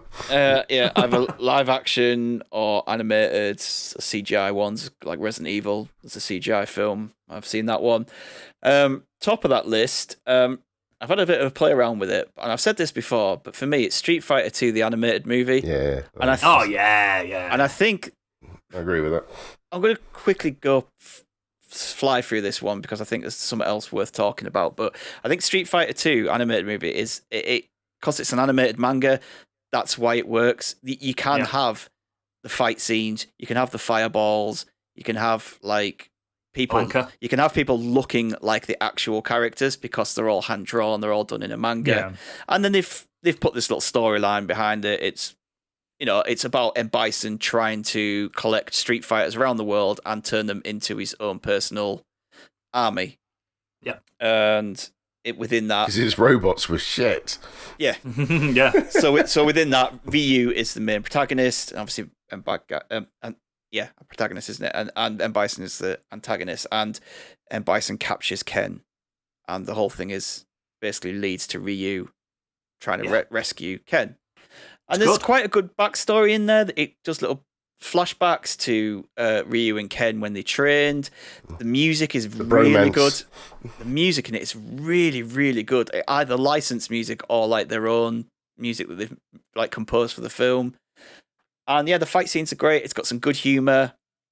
And yeah, that's for me, that's the best one. Mainly, It's well animated as well. Yeah. It is, yeah. but mainly because it's animated and they can get away with Yeah. making it look and feel like Street Fighter. But then you get on to the adaptations, and I think this is one that, as Gadget has said, that like taking a character and building a story around it, and this doesn't have any right to be that good, but I really enjoyed it, and it's the Sonic the Hedgehog film. I loved it. I thought it was great. When that- Stupidly fun. Yeah, when that first got announced, it was like, oh, Sonic the Hedgehog in the real world. He's just going to be saying like cowabunga and shit like that, isn't he? And It it's looked just like, bad. The initial... and the initial Oh, design the looked initial design awful. was That hilarious. was I don't know bad. why they did that. Like you've got He had human teeth, didn't he? Yeah, he looked- human teeth and tiny little fingers. Yeah, it's just like I liked him. You've got the design of Sonic, just go with that. Then you got Jim Carrey, and like he's very hit and miss these days. But I just thought everything worked really well, and I really enjoyed it. I do think Jim Carrey saved that film. Like, Oh, I think yeah, like He- he chewing the stole- scenery. He goes full Jim absolutely. Carrey. Yeah, like full 90s Jim Carrey. Is that like Yeah, that he was manic good. energy, which is really fun to see because obviously we haven't seen that from him for quite a while. But I really like Ben Schwartz doing the voice of Sonic. Yeah, Like, he did a really good job playing him. Didn't so much care for James Marsden in it, but he's just wallpaper whenever he appears. I never in a have film. cared for James Marsden. I do. Like Cyclops and everything, Oh, he wasn't was it? so bad in that, man. I Bad think he was choice. done disservice though. Cyclops character. And that- Yeah, he's supposed to be the leader of the X-Men. Barely talked. Yeah, I like exactly. James Marsden, to be honest, but I think he's Yeah, this- Cyclops who did dirty. Yeah, Friend this- of the show, James Marsden. my- Can I just quickly talk about another Street Fighter movie which I detest with all my blood? Uh-oh. It's the Jean-Claude Van Damme version. You don't like it? Oh my god! It's got it's got a weird charm that I can't. I saw under no. it. I It's saw shit, that but I last like. year. I've never seen it before. I went to cinema to see it. I just can't believe how bad, how campy It's got that Raoul movie Julia is. in it. But it's not good camp. It's bad camp. Oh come on, Raul Julia. He's amazing. He's isn't he? awful on it. He looked really ill because that was his last He was movie. ill. Yeah, he was ill. Then you've got these really weird pauses between something happening on the screen, like the editing, they forgot to cut, and there's this really weird gap between where a punchline is dropped and then it just stands there and they're all looking at each other and then it moves to I like it. it's bad. I posted this in our Discord. so bad. But if go and watch, they've just dropped it this week. Honest trailers on Street Fighter, the Ooh. live action film. All right, I'm It's definitely so gonna watch good, that. and it just tears it apart, and it just talks about how Guile stages a coup and everything. It's just like, is he a good guy? Like, I don't know. The plot is that Bison wants to invent his own currency in his own country. But when did Yeah. you last Shadaloo. see the movie though? Actually see Oh, it? in the 90s. Like, Yeah, Because- same. Yeah, Back- Watch it now, because I think it's on Prime, which is where I caught it. And I thought, it came up in the list, and I thought, oh, do you know what? I've never seen this. So I put it on, and I'll never get that hour and a half back. I'm telling you. It's so bad. Ryu and It's Ken are really just bad. side characters out there. They are awful. Yeah. John Claude. Blanca, Oh, don't it's even all get me about started Guile. on Blanca in that movie. Just Charlie. So Do you good. know what? Do you know what? The guy who wrote that, I got this from the Honest Trailers. Just had a look. He wrote Die Hard, Die Hard 2, Oh, Commando, Shit. The Running Man, Really? 48 Hours. so when like 1990 came along, did he run out of ideas? Or Yeah, something? because when 1990 came along, he wrote hasn't worked since. The Flintstones, Judge Dredd, Beverly Hills Cop 3. I think when the 90s hit, All bangers. he just went off a cliff. Oh, he actually Oh, bang wrote. awful. He wrote Tomb Raider, the second Angelina Jolie film as well. So there he you started his career really well by the looks of this, and then And then the 80s ended. yeah, Don't know Rick basically. Moranis. So Back is it? for me, I'm going to bring something to the table that isn't specifically a film, but I want to kind of bring. So you're cheating too. Yeah, is this allowed? It's entirely relevant. It's entirely relevant because I'm going to bring to the table, and this is like when you get that scene in the movie where someone's playing poker and he's got a good hand and he pushes all his chips to the center. Yeah. So what I'm pushing to the center of the table right now is Paul W.S. Anderson, What, the man himself. the man himself, I'm calling. because this man is responsible for some of the greatest atrocities of video games to plague. films.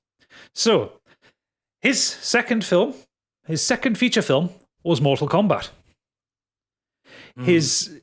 He followed that up with Event Horizon, which was a very good film, Yeah, I not like related to video games in the slightest. There was another film in between that, and then came Resident Evil Did he do in Mortal 2002. Kombat? He did Mortal Kombat. I quite In like two- Mortal Kombat.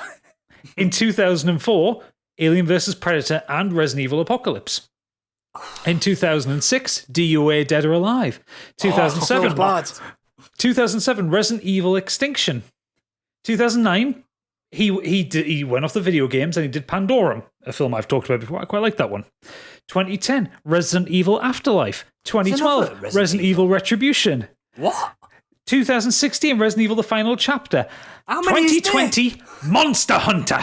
Oh my god. I thought there were only 3 Resident Evil. No, films. there's like No, there's six. They just get Fucking worse hell. and worse. Actually, third is better than the second, but they are all just. I see, the last one I saw, she were in a desert. That's That was the third one. Yeah. Yeah. I thought that was it. Yes, Paul W.S. Anderson, I believe, is entirely responsible for the current state of video game films. Sorry to Go cut on. you off. Go on, carry on. I'll come back to it. Oh. No. I want to hear this point because I saw the look on your face there, which said you had something Counterpoint. good to say. Yes, there was a good I have 2 counterpoint. words for you. If you're going to say Uwe Boll, yeah, Come no, on. no. Come on. No, but nobody's seen his films. That's the Yeah, difference. Uwe Boll doesn't get into cinemas. He releases straight to bargain They're bins. so He doesn't even bad. get on the shelves. They're just so going. I don't think So I've seen bad. any of his. Oh, you should see Watch House of the Dead. House No, of the Dead's amazing. don't. He intercuts bits of live action with bits of the video game. It's What, And there's really? a volleyball scene in it. For no serious? reason. serious. There's Yep. a bit where he's like, I think it's first person and he's shooting, and all of a sudden, bits of the video game just appear and zombie, like, this 90s video game, like, awful amazing. graphics. It's just. So are they that bad that they're good, or are they? No, that no, no, bad No, that no. They're just bad. bad. And he's a bad person as well, so Yeah, we can say that. he's a baddie. Yeah, But yeah, sorry, go on. Is he what? Yeah. No. Okay. Paul W.S. Anderson is largely responsible for some of the biggest atrocities that have come from video game adaptations. And the annoying thing is, I've watched most of his output.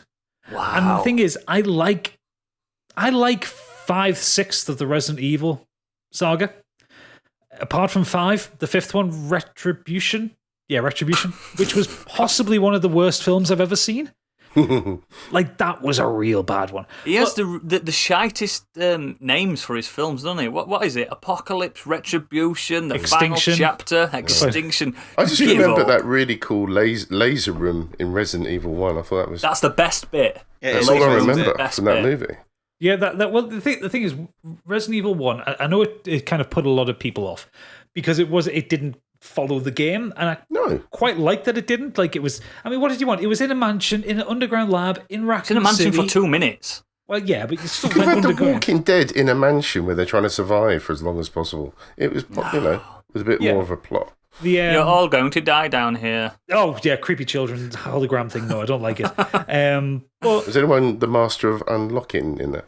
Nope. no, Jill Valentine wasn't in that one at all. She's in the second. Yeah, Second one, yeah. she's in the second one with a riff on the Resident Evil 3 outfit. Yes, she doesn't have a beret on like the first game. No, but not quite a boob tube like she has in Resident Evil No. 3, which is the most bizarre character design I've ever seen. Yeah, For action, you dress as if you're going out clubbing.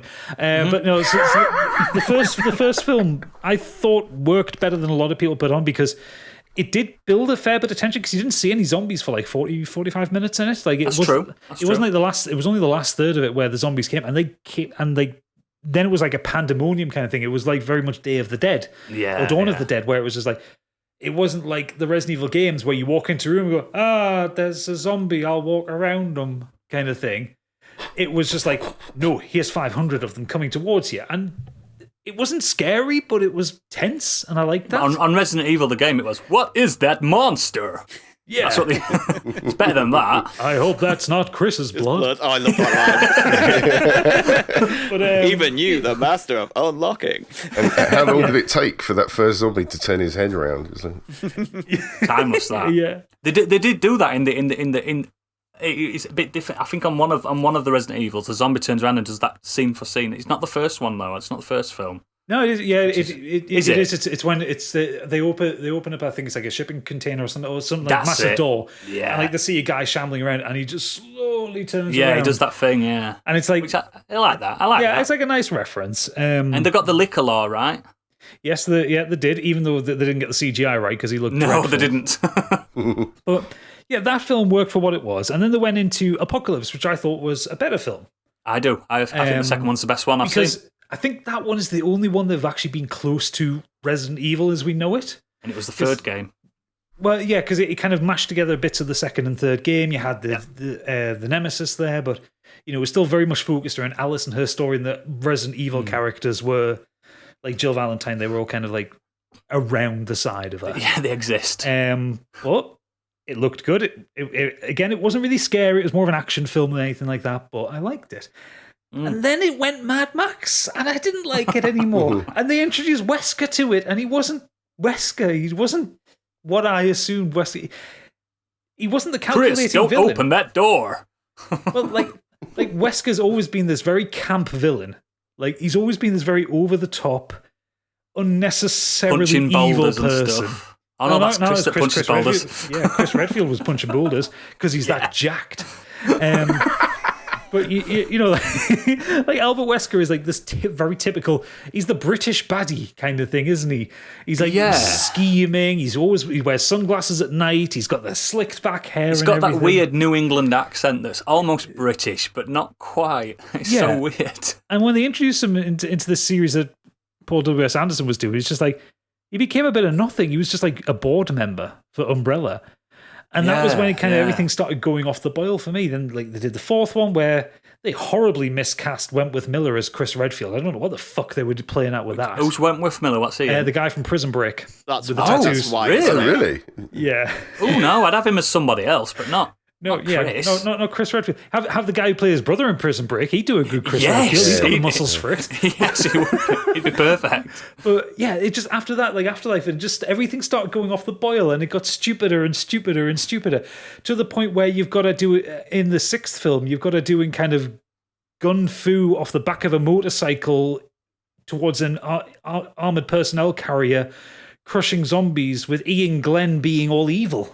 Oh, just like Resident Evil 7. Yeah. I'm sure I remember the fifth feeling like they just rebooted the whole thing, and it doesn't even seem to carry on from the fourth.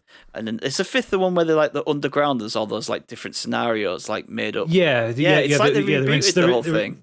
They're under the ice. They're under the ice in Siberia. Yeah, but it doesn't make sense because the Alice has fourth, got superpowers now. the fourth. Which one's film- Alice, the made-up character? Yeah, that's Mila Jovovich. Yeah, Oh yeah, his wife. Four ends with them like feeling like they're trapped.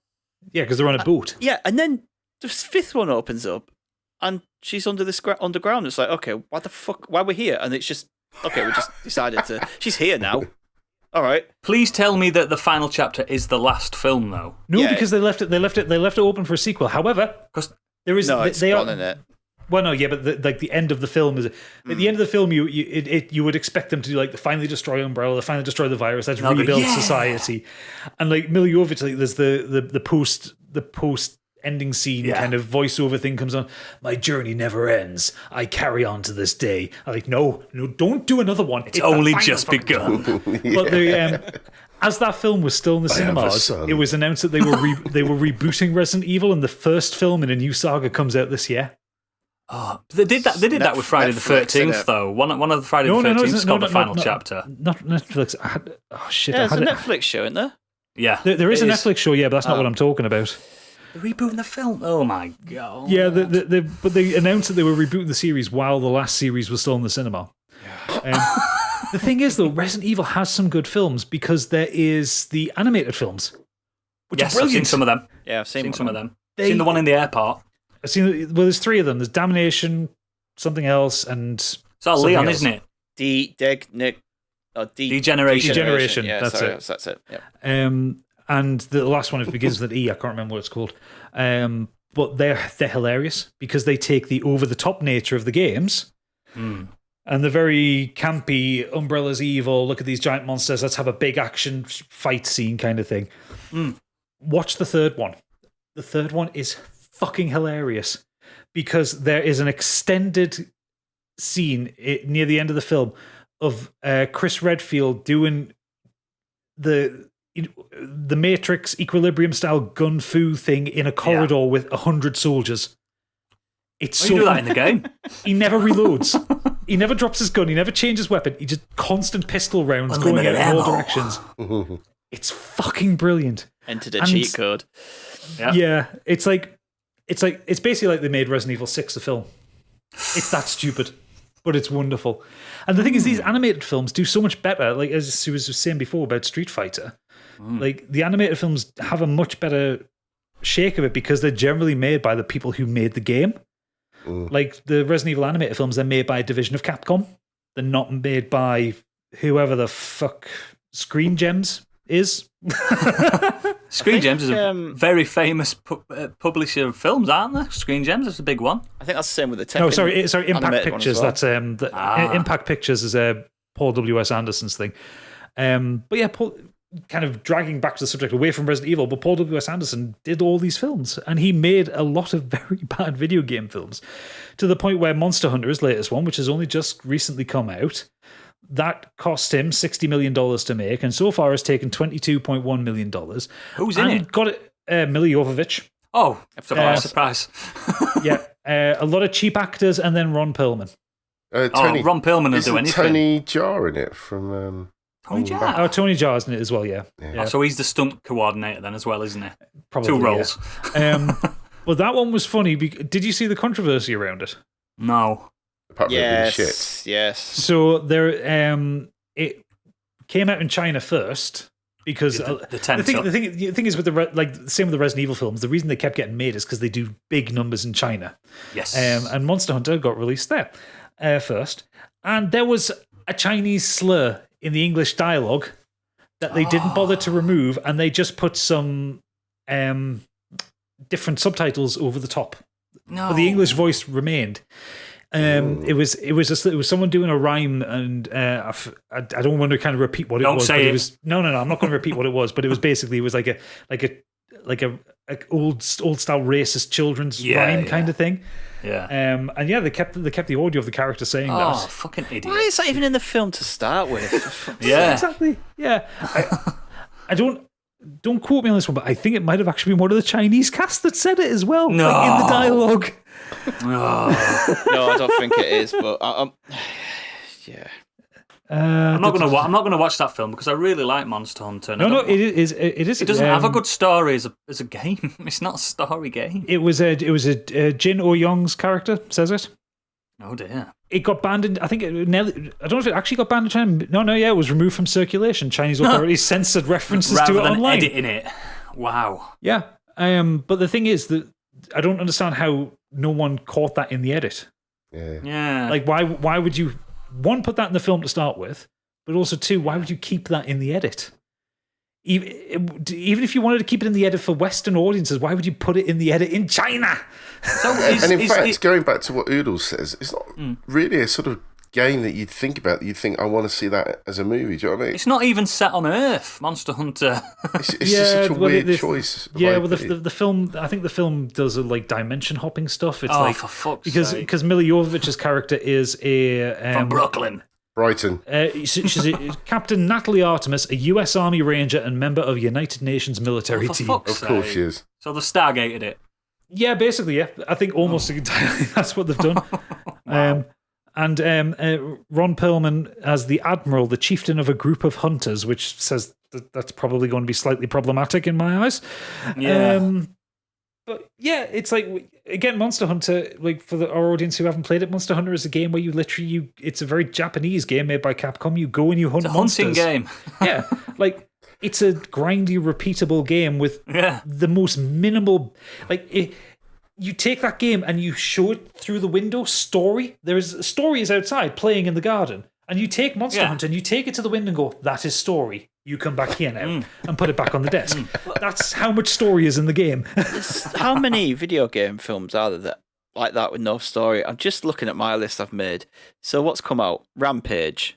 I was literally about to say That Rampage. doesn't have a story, but let's make a Rampage film is about it. based on the Nintendo game. Rampage. As in the big monsters who Oh, destroy when that cities. came The out, I monkey. couldn't even believe that had happened. Yeah, Is that I real? thought Did that someone happen? was Monkey, the winding big me up. lizard. Yeah, it's got Yeah. the rock in it. Yeah, The Rock in The it. Rock. Yeah. What else have we got? We've got Need for Speed. Need for Speed. What? Yeah. Yeah, there's a Need for Speed film. Doom. There's a I've seen Tekken Doom. film. I mean, to be fair, the Doom film is hilariously bad. Yeah. That is- There's a few Tekken films. There's an animated Tekken film, which again works slightly because it's animated and they can Yeah.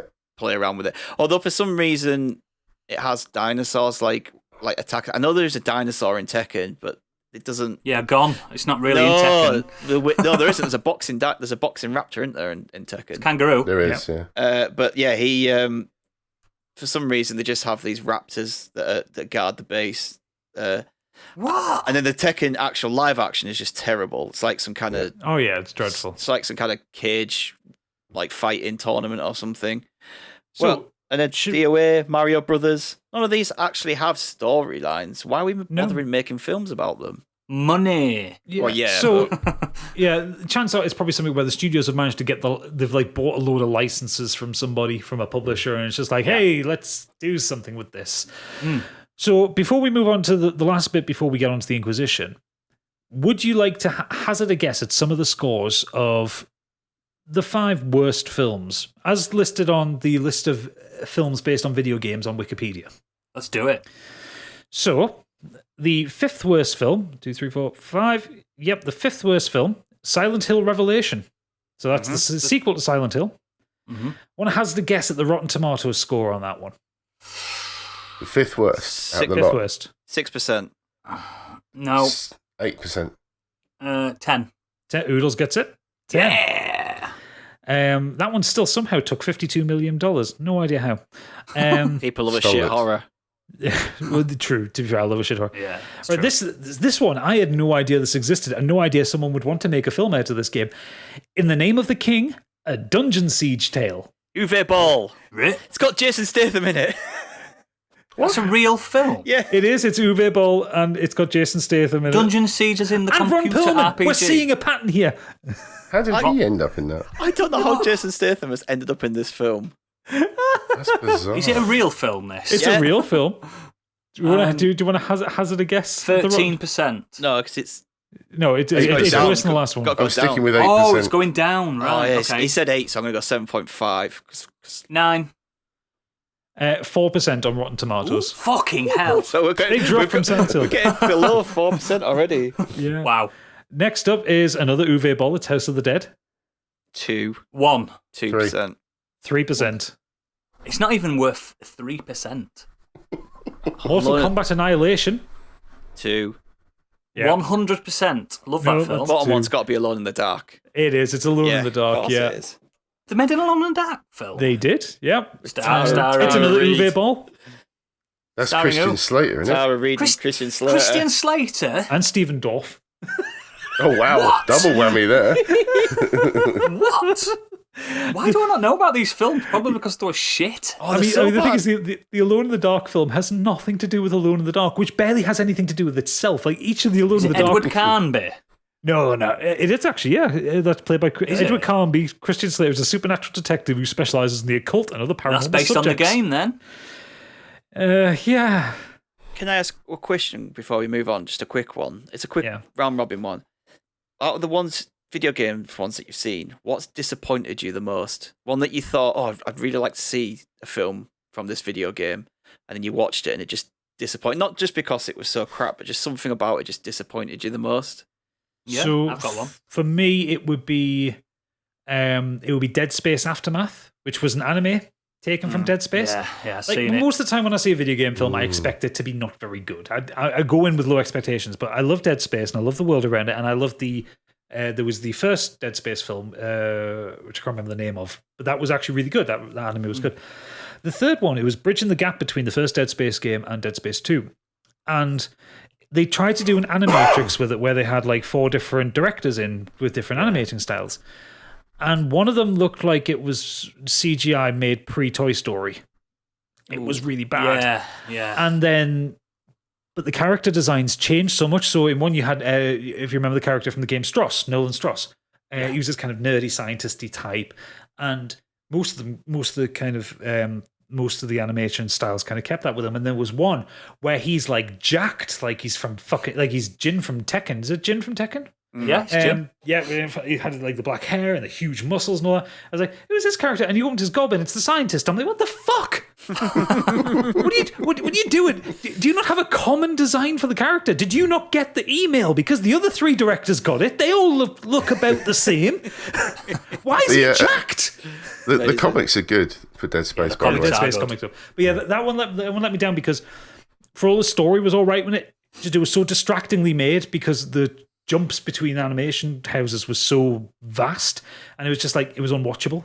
For me, probably biggest letdown, and I can say this with all honesty because we've already spoken about it. I love Mortal Kombat film. I loved it, the original one, and Annihilation just shat all over Mortal Kombat. Even though Mortal Kombat, as an adult, it's not a really good. It's got its charm. Film. It's got its charm, exactly. It's got the characters more or less right, and then Annihilation. They have to change. They have to change actors and stuff, and it's explained that Raiden's had a haircut and stuff like that. Oh, I love that scene when he's walking down the hill. He's like, "Do you like my new hair?"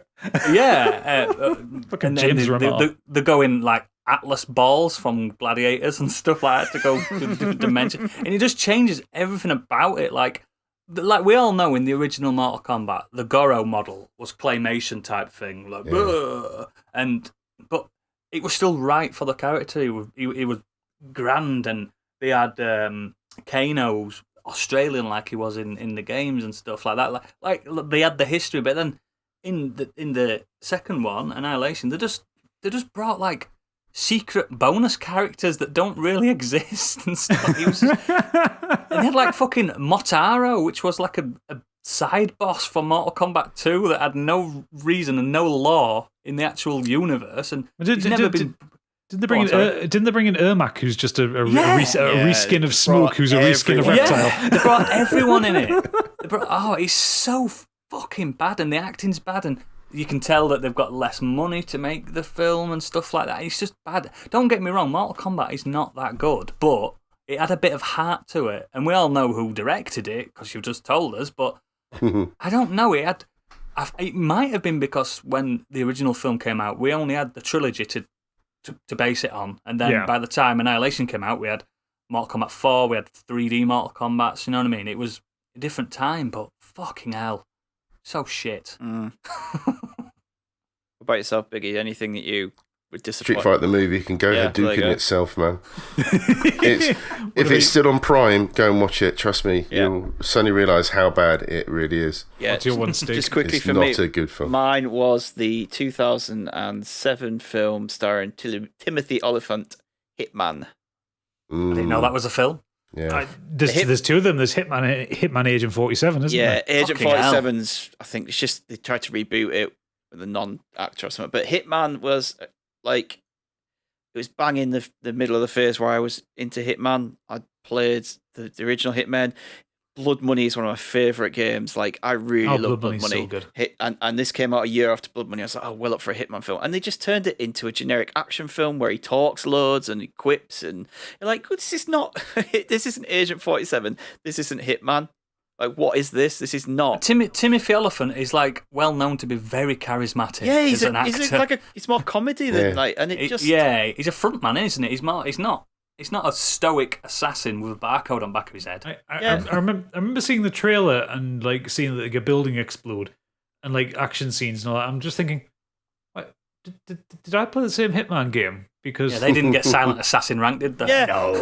It is like he's a hitman. But if he needs to, he's just going to whip a gun out in public and just start destroying helicopters in the middle of the street. And you're like, what is this? What is just this? bald John Wick. Yeah. Yeah, basically, yeah. Yeah.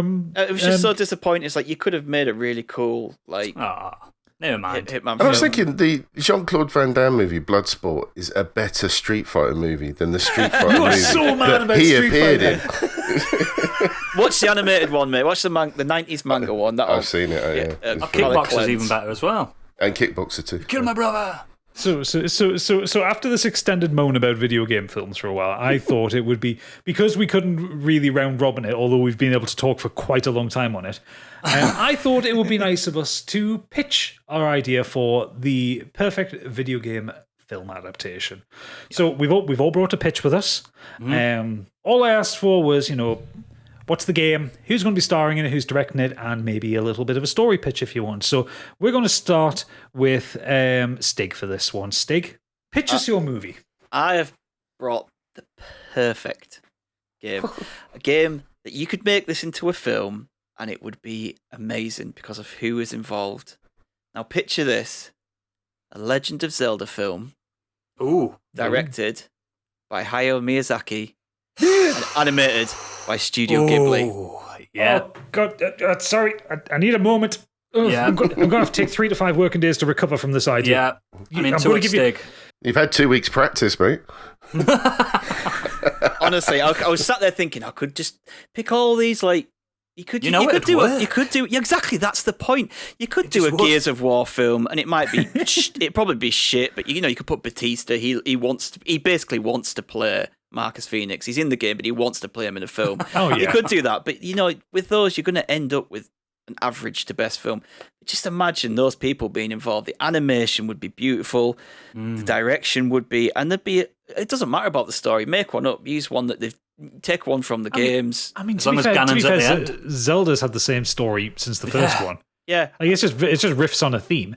And I've got one stipulation, Stig, and you might already have this in your notes when you're pitching it to 20th Century Fox or Studio Ghibli.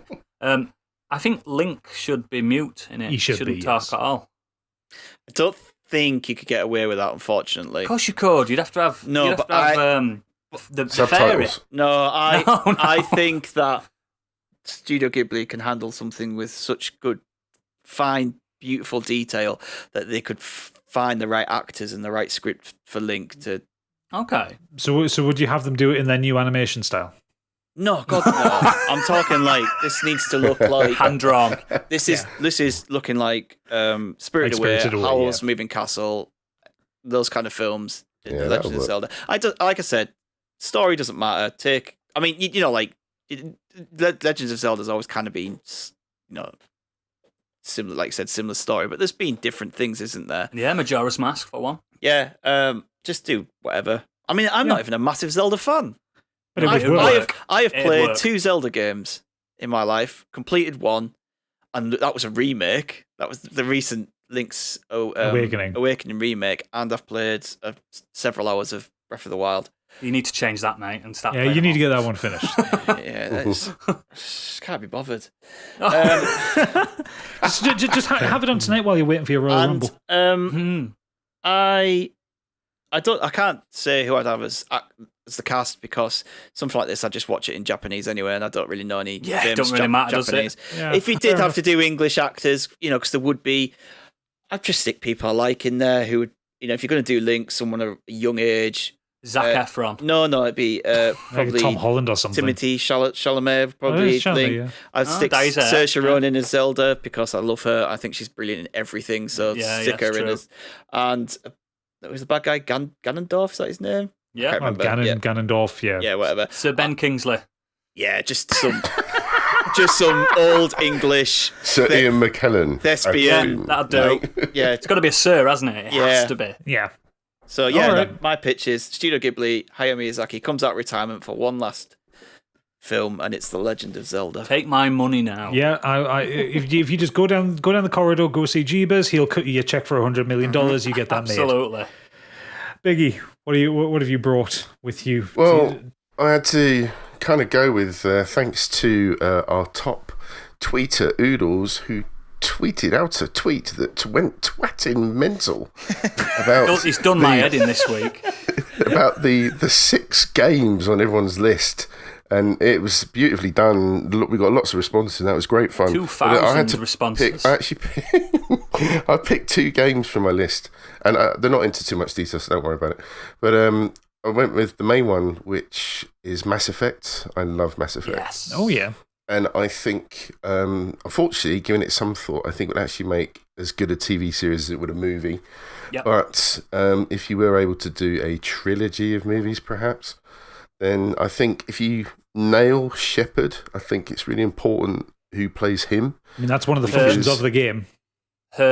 Shepard was always a female for me. Well, this is what I mean. So, I mean, I'm only going with how I would play it. So, for me, my choice was male. So, I would have gone with someone who I thought could pull off the character of Commander Shepard, and I thought someone like Hugh Jackman would be quite good at that. Okay, yeah. I think he can do action. He can do serious. I think he'd be better off as like an admiral type more than anything though, nowadays. He could do Admiral I'm just Anderson trying to better. think of the look. Absolutely. And then I thought of some of the main characters in Mass Effect. I think there'd be a lot of prosthetic and CGI, obviously, for certain characters. But I think for Garrus, I think Michael Fassbender would be excellent. Perfect. Yeah, as Garrus. I can see that. I think one of the Grogans, like Rex, would be Dave Bautista. Perfect again. Definitely mocapped. He's obviously going to have yeah. lots of stuff. I don't want one of those movies where it's actually their face and they don't look like Grogans at all. Just Batista's face just in the middle of it. But I just think if they mocapped him, had his voice, I think he'd be excellent in something like that. And to keep with the Hugh Jackman link, I think Ryan Reynolds as Joker would be ideal. I think that they would bounce off each other quite well. What about the guy that actually played Joker? Why don't you just get Seth Green Seth into Green, it? but he's annoying. He's annoying, so you get someone more annoying to do it. I prefer Ryan Reynolds than Seth Green personally, but there you go. Okay. Then you've Sorry if you're obviously listening, Seth. you got great characters like Morden, who I think they should have their normal. The people that played them in the game. Oh, so you do it good. that, but not for Joker. Brie Larson could be Miranda, just to bring the grounded but sexiness to the role. Mm-hmm. Now, the Elusive Man, I gave this a bit of thought, and I went with 2. And you've got Willem Dafoe, No. Too No. psychotic. Harrison Ford. No. No, just do it. Give it back to Martin Sheen. Yeah, Martin Sheen can just do it. I think he's probably too old now, surely. No. Just I think CGI. those two- I mean, there's not much real left to the Elusive Man anyway. You've seen those fucking eyes. All you need to see is No, cigarettes. when they first speak to him, not when he goes all a bit loopy. But like I a just lot of think eyes. something different. Harrison Ford, I think, would be interesting to have him playing more Hang on, of Martin a... Sheen's too old, but Harrison Ford isn't. Isn't Harrison Ford older than Martin Sheen? No, Martin Yeah. Sheen is 80. Harrison Ford is 89. 78. 70. He's got 2 years Yeah. on him. 2 years in it. Yeah. Wow. It doesn't matter, it's my movie. Please tell me before you continue that George Lucas isn't directing this. No. It is my good friend Denis Villeneuve, Yes, I'm Yeah. talking. director, Yeah, I I'm think into would be perfect. Music by Hans Zimmer. And cinematography by Dean Atkins, because he works so well with the director, and I just think he'd nail the beautiful worlds that they visit. It's going to be a lot of budget for that film. It would. Oh, it'd be a very big budget. that Billions. And again, the plot, like, Stig says, it doesn't really matter as long as they can nail the story, whatever they come up with, and make it interesting for the reasons why they're going where they're going. I think they discovered the relays on the first film, and then the second film would be where the games kick off. Collectors and stuff like that. or the Reapers. I mean, there's stuff they can use as long as it just connects and it's not over convoluted, and they can do little side quests as action scenes to do with something. It doesn't really matter. And make sure they have a good ending for the third film.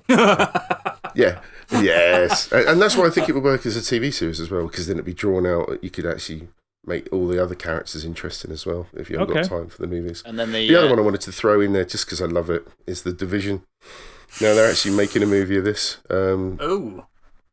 So I actually personally would have gone with the main protagonist as Matt Damon, because I liked him in Contagion, which is very similar. Damon.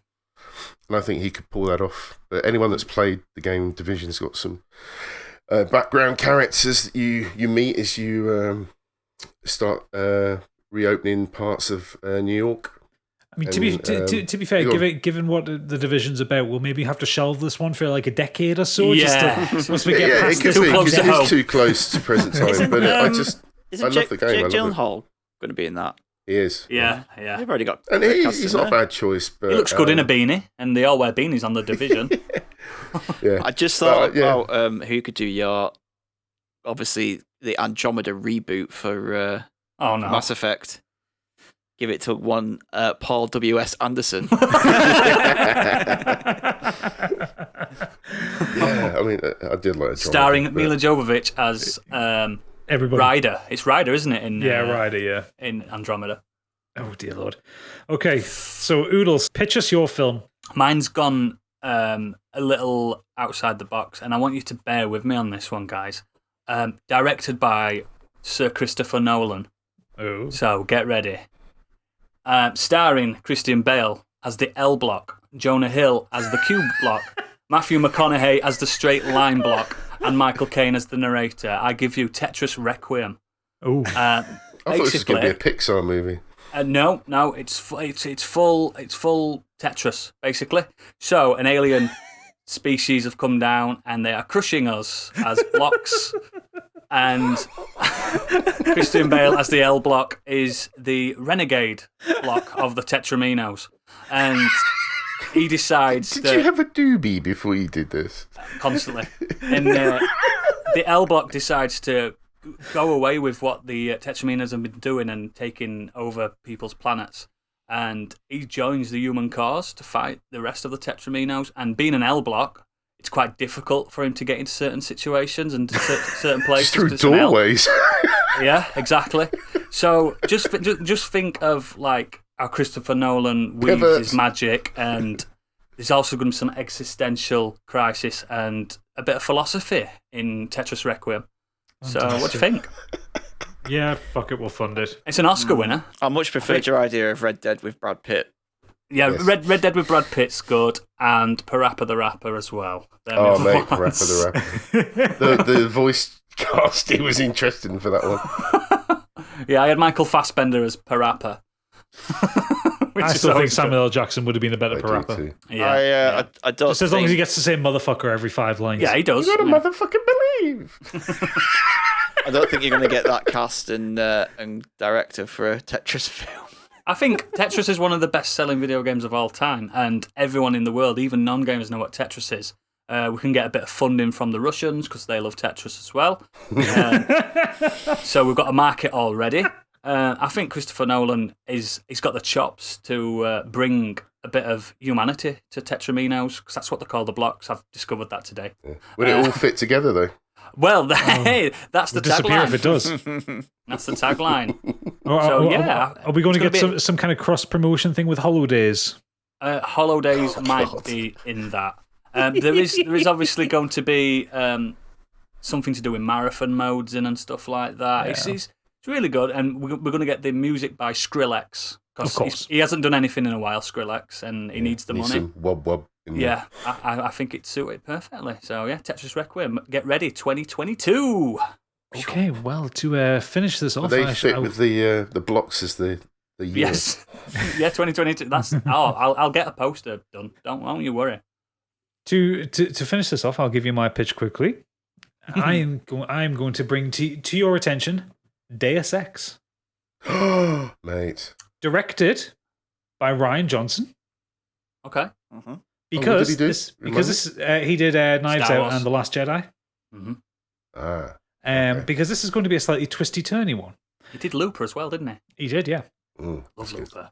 So we are going to have two leads in this one, starring as Adam Jensen from Human Revolution. We're going with Robert Pattinson.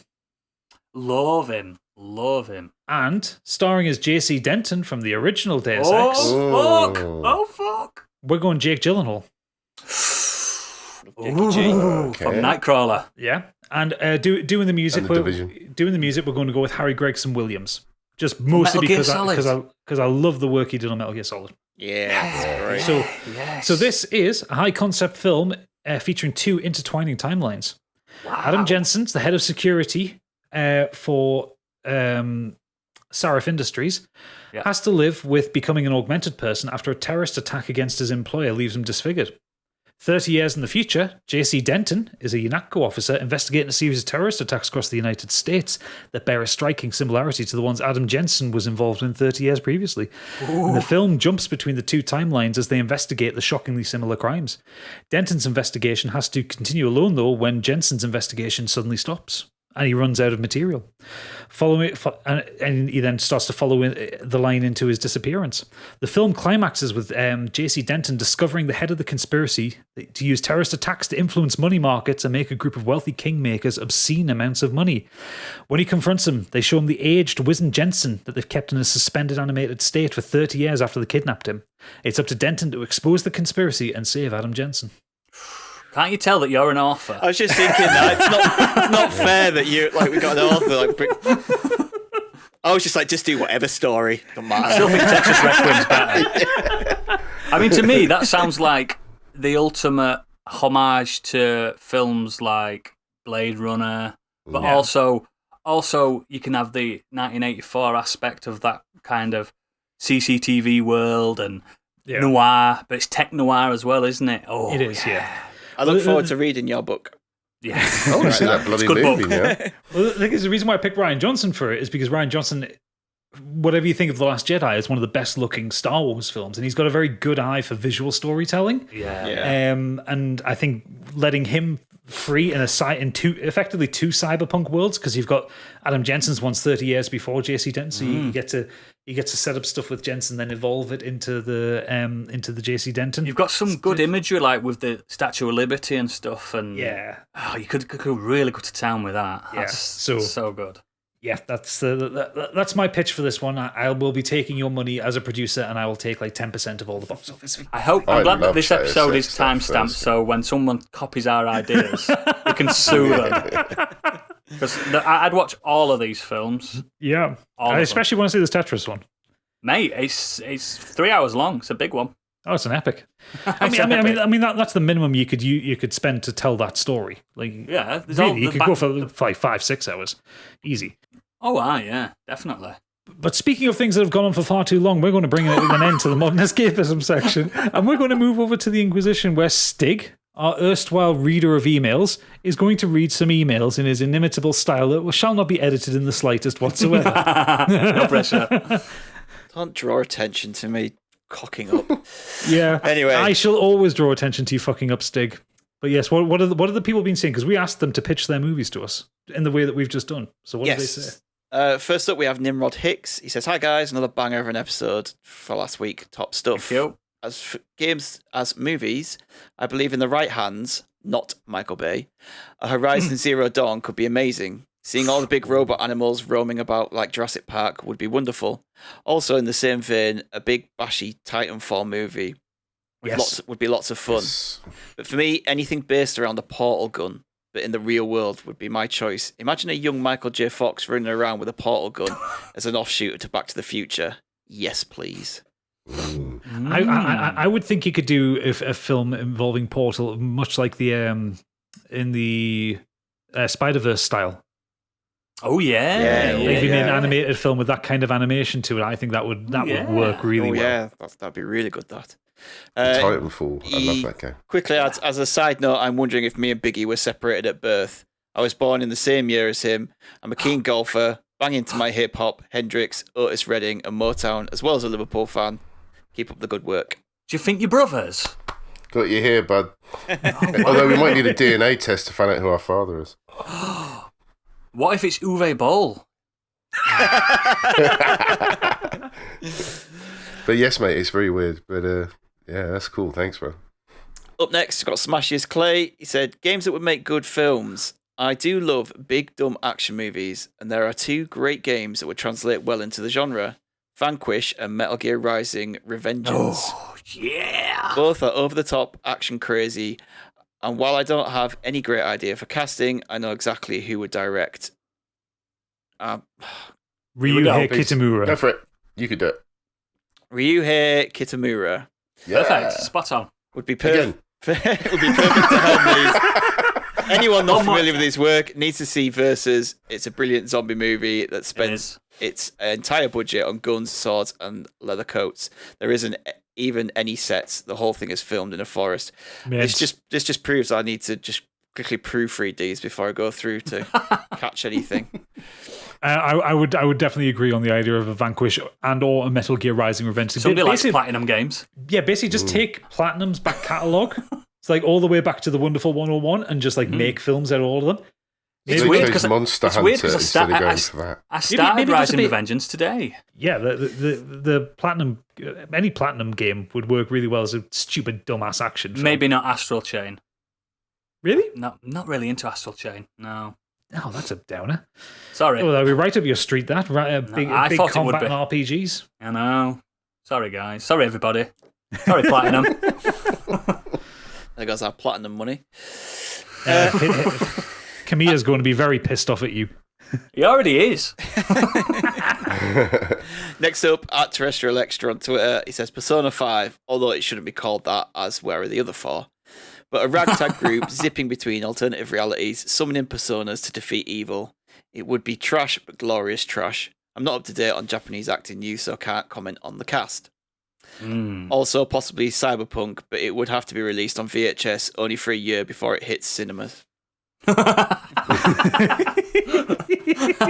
Ooh, starring Keanu Reeves as well. But Persona 5 would work as a film. It's got a pretty rich story, though I think because of the size of the Persona universe, I think that would be a show. Yeah, it's a TV series, that one.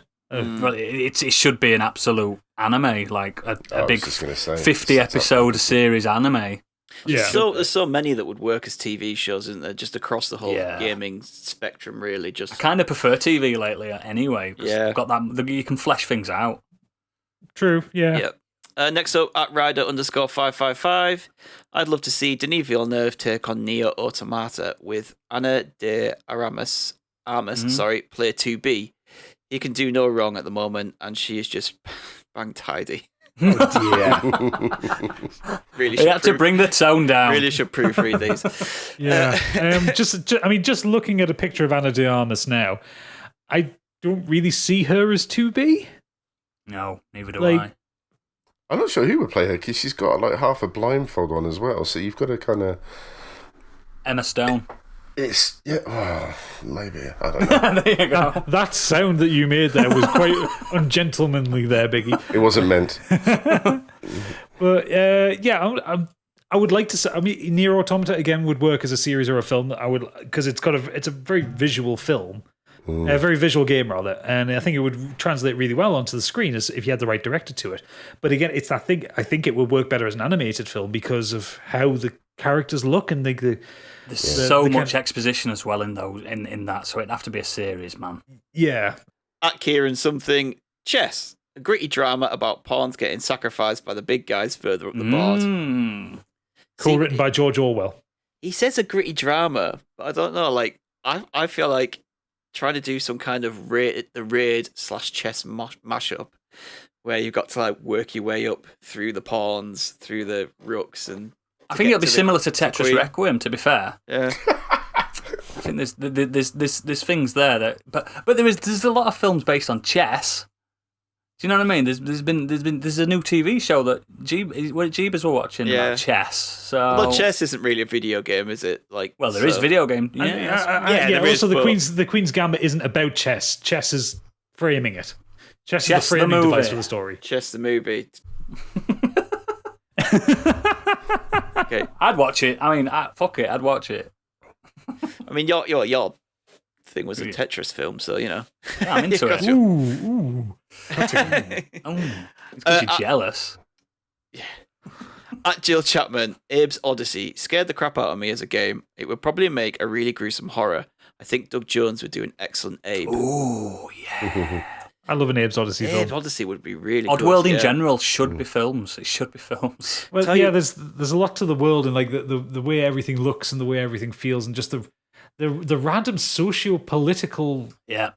world that exists there. The idea that Abe and the Mudokons are this kind of worker race for gluttons. It's that's what it is. I think it should be Pixar style animated as well. I was just thinking that Pixar should pick that up, but But make they won't it do it, will really, they? really dark and They wouldn't do that. I don't think really do that, something though. different. I don't think Pixar would. I don't think the Pixar. What about the style guys that animation did would work Sausage at all. Party? Remember Sausage Party? Oh god, don't remind me of that. No, but it's adult Pixar, isn't it? Yeah, I just don't see that kind of animation working for Abe's Odyssey. Or Yeah, I know what you anything mean. like No, I that. think it would work. It I know needs what to be the Oodles are saying. I think it would work. it needs to be the animation style of basically the games. It just needs to be the way they animate them in the cutscenes. That was all pretty much perfect. I've got an idea, though. It's either Pixar style or the Dark Crystal style Jim Henson. Imagine that, Oddworld Jim Henson. That'd be fucked up. Like the skepsis on Dark Crystal that would terrifying. work better. That would work Yeah. better. If you're listening, Jim, up there. Up there, yeah. Can you fund our movie from up there? Fan of the show in heaven. Yes. Broadcast everywhere. Absolutely. Just on Doug Jones, though, I always thought he'd be a great G-Man for a Half-Life film. Oh, he's got the face for it, hasn't he? 'Cause he's got that exactly. really gaunt, long face. He's got to be the best prosthetics person ever. Yeah, look up Doug Jones if you don't know who he is. He's Saru, isn't he, in He's the G-Man. Discovery? He is, yeah. Oh, so good. Next up, John Shepherd. There's a game from a few years ago called Soma that I think would make a great film. It's an underwater survival horror sci-fi game that really digs into philosophical themes and existence and self. Sorry, themes Yes, of John existence Shepherd. and self. Sorry. Yes, I fully back that up. Soma had one of the best stories of any game I've played in a very long time. It scared me, that Soma. I know it's not supposed to be It's horror, but it scared me. No, it's a horror game. It's the scary machines. Ooh. Yeah, it's a horror game. They're supposed to scare you. It's Oh, well, it people who worked made then. Amnesia. It worked. Another shout out for Horizon Zero Dawn from Neil Brand. He thinks that Karen Gillian would be a good Aloy. Ooh, Who's Yeah, Karen Gillian? yeah. I can't picture. Karen who Gillan she from is. Doctor Doctor Who. Amy Pond. I don't watch it. Have you seen the new Jumanji films? Scottish red hair. The girl in the Jumanji films. She plays Nebula in. Guardians of the Galaxy. Oh, okay. Although Yeah. she looks very different, but yes, I was her just look- going to say, yeah. She's Red- blue in She's now that. got Yeah. black eyes, bald. Yeah. No, she She's kind a of has the ginger in real look life. for it. Yeah. She's talented and beautiful. Jimmy White. Oh, this is a great topic. I think this would be a great series on Hallmark on Netflix, but the computer game series, Delicious. There's a whole universe of spin-offs too, so a lot of material to work with. I don't even know who to cast. If this was early mid-2000s, I'd say Felicity Carey Russell or Zooey Deschanel. But now I don't know. I don't know what It's delicious. Delicious is. Like Cook Serve Delicious? I'm not sure myself, I'm but not sure what it is. we're going to have a look, aren't we? Mm-hmm. Sounds delicious anyway. Hey. Andy Bleasdale says Speedball. This is basically rollerball, but you mix it with an angle where they're playing for someone's life, or it's knockout/individual player competition. Have the lead be a grizzled character actor in his mid to late 40s or early 50s, like Mads Mikkelsen, Clark Gregg, or Nikolai Costa-Waldau. Or me. So, understand Mads and Nikolai there. Clark Gregg, is he really a grizzled character actor? Have you not seen him in that latest thing he's in? Everyone's saying that he's like he's a really good like lead, dishevelled middle-aged man. I can't remember what film. Is it a film that he's in? We are talking Agent Coulson here, yeah? Yeah. The guy from Agents of Agents of S.H.I.E.L.D., yeah. Messengers, yeah. Apparently he's in something. I can't even. It's on the tip of my tongue, but he's in something new, and everyone's like, "Fuck!" Do you know what I mean? They're all like, "Wow." Oh, So Don't know. yeah. No. Maybe I dreamt it. He also adds Silent Hill, but fucking dark, bleak, brutal, gory, and generally terrifying. Not a movie, but a HBO Showtime series with a cast of unknowns and a couple of big names in there that ultimately won't last. Sean Bean in it, yeah? Michael Pena, Ann Dowd, Kevin Durant, Carrie Coon, and the dude who was young William in Westworld. Okay, yeah, I can see that. Yeah, I can see that. Silent Hill would be a great HBO show. You wouldn't even have to do.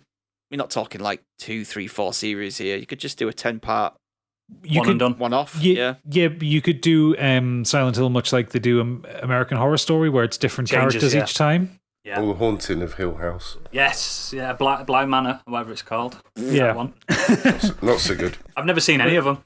Hill House is really good. Blythe Manor. Hill House is excellent. Yeah, you can start like the first season with one sort, a little bit like how the games do it. So you have your first game with Harry, you have your second game with James, and stuff like that. So you could do the same thing with the Silent Hill TV series. I think that would work out quite nicely, actually. I do. And finally, we have Kurt Lewin, Best Boy. He says a short one for me this week, as I can't really explain myself as to why I went with the actors I did. The game is BioShock, and I'd like to see Miles Teller cast as Jack and J.K. Simmons as Frank Fontaine, just purely because I thought they would put in great performances as those characters. I'm also assuming that the conversation to film would be good. Whether it would be or not, I don't know, but at the very least, I think the world of Rapture would look incredible in a big budget film. Yeah, I'd like to. I'd watch that. I appreciate the lack of spoilers as well there, Kurt. Perfect. Yeah. Thank you. Yes. I think Miles Teller and J.K. Simmons, it's just they've worked together before and had great chemistry in a film together. So, and nothing to do with the fact that they're in his favourite film as well. Yeah, they in Whiplash. And he was probably in it as well. Yeah, probably as a backing drummer. I don't know. So, thank you everyone for messaging in and emailing in. These are some wonderful ideas, and we'll make sure to pitch them to our contacts in the movie industry. We'll be taking the cut of whatever royalties come out. You see, it's our finder's fee. Yes, of course. You'll get a credit somewhere. We're executive producers, aren't we? If we get this BioShock film, Kurt will get Best Boy anyway, because that's his title for us anyway. Yeah. But moving on rapidly, we are going over to the socials, and it's currently Oodles who's going to be handling this one. He's the only one that hasn't done anything tonight. So, come on, Oodles, do your job. Dance for me, monkey, dance. I've brought a lot to this episode tonight, so... You have. I'm just giving you your task for the podcast. Thank you. So, find us on Twitter, @modernescapism. On there, you'll find a link to all our episodes, socials, and Discord. If you have any comments, you can do so. You can basically get in touch with us at modernescapismpod@gmail.com via email. If you'd like to watch gaming streams, come and watch us at twitch.tv/modernescapism. Saturdays is usually my shift. I've missed it this time, but it's too late now to hear this. I'm having adventures in Rapture that we've just been discussing. Hopefully my capture card comes soon, but if not, I'll do something else. On Mondays we've got Biggie Dies. I mean, you must have completed it now. You're on your third, fourth run. I only play it when I'm streaming, and I haven't streamed because I was either off sick or we recorded the pod on last Monday. So, give us a catch up. Whereabouts are you? What was the last boss you did? It was. He's in the depths. I'm in the depths. Oh, I'm finding my way around there. People that don't know, that's on Dark Souls, like one of the greatest games to watch people stream. So get involved on that. I think I'm about an hour in. Yeah, I think you are about an hour in. And on Wednesday, Gadget's finished Prey now, so we will be streaming something. You got any ideas, pal? I haven't decided yet properly. If I can rope in Stig, we might do just a Sea of Thieves one, just to kind of get through. 2 pirate boys. Yeah, a couple of pirates, just hanging out on the water doing piratey things. Absolutely. Other than that, I'll probably be taking a deep dive down my Steam library and seeing if there's something that I particularly want to play. I don't know if I want to do a big story-based game for a while, though, because it took me quite a long time to get through Prey, actually. Marvellous game, though. Very, very good game. Well worth playing. How would Hitman 2 work for a stream? I would have to get a capture card and bring my Xbox up here because I don't have it on the PC. I think whatever you pick, it will be absolutely worthwhile because you're the only person that can complete games. Yes. In our little cast. Yeah, I can complete games. Yeah, but you don't stream. Not stream them, but I complete them. Yeah, so, I mean, I complete them, but just not not the games you want to watch. So I've completed a game before. one of the two. So you won't be streaming the Medium then? No, that's gone. No, that's been uninstalled so fast off all of my machines, it made my head spin. So, yeah, as always, we endeavour to ask you to leave us 5 stars or no stars if you review us on Apple Podcasts or any of your podcast places that allow any kind of review, or Spotify, put a like there. Do you know, all that gubbins, just give us love. If you leave us any less than 5-star reviews, Uwe Boll will come and make a story about your life. You don't want that. Trust me. Get VIP tickets for the opening of the Tetraminos movie. Thanks for that, Doodles. All that remains to be said is thank you for listening, everybody. We're at the end of our show. We've waffled on for absolutely far too long. This is going to be an absolute pain in the arse for me to edit, but I did this to myself, didn't I? So I am going to say thank you to Oodles, thank you to Biggie, thank you to Stig, and thank you for listening, and join us next week for Modern Escapism. Good night.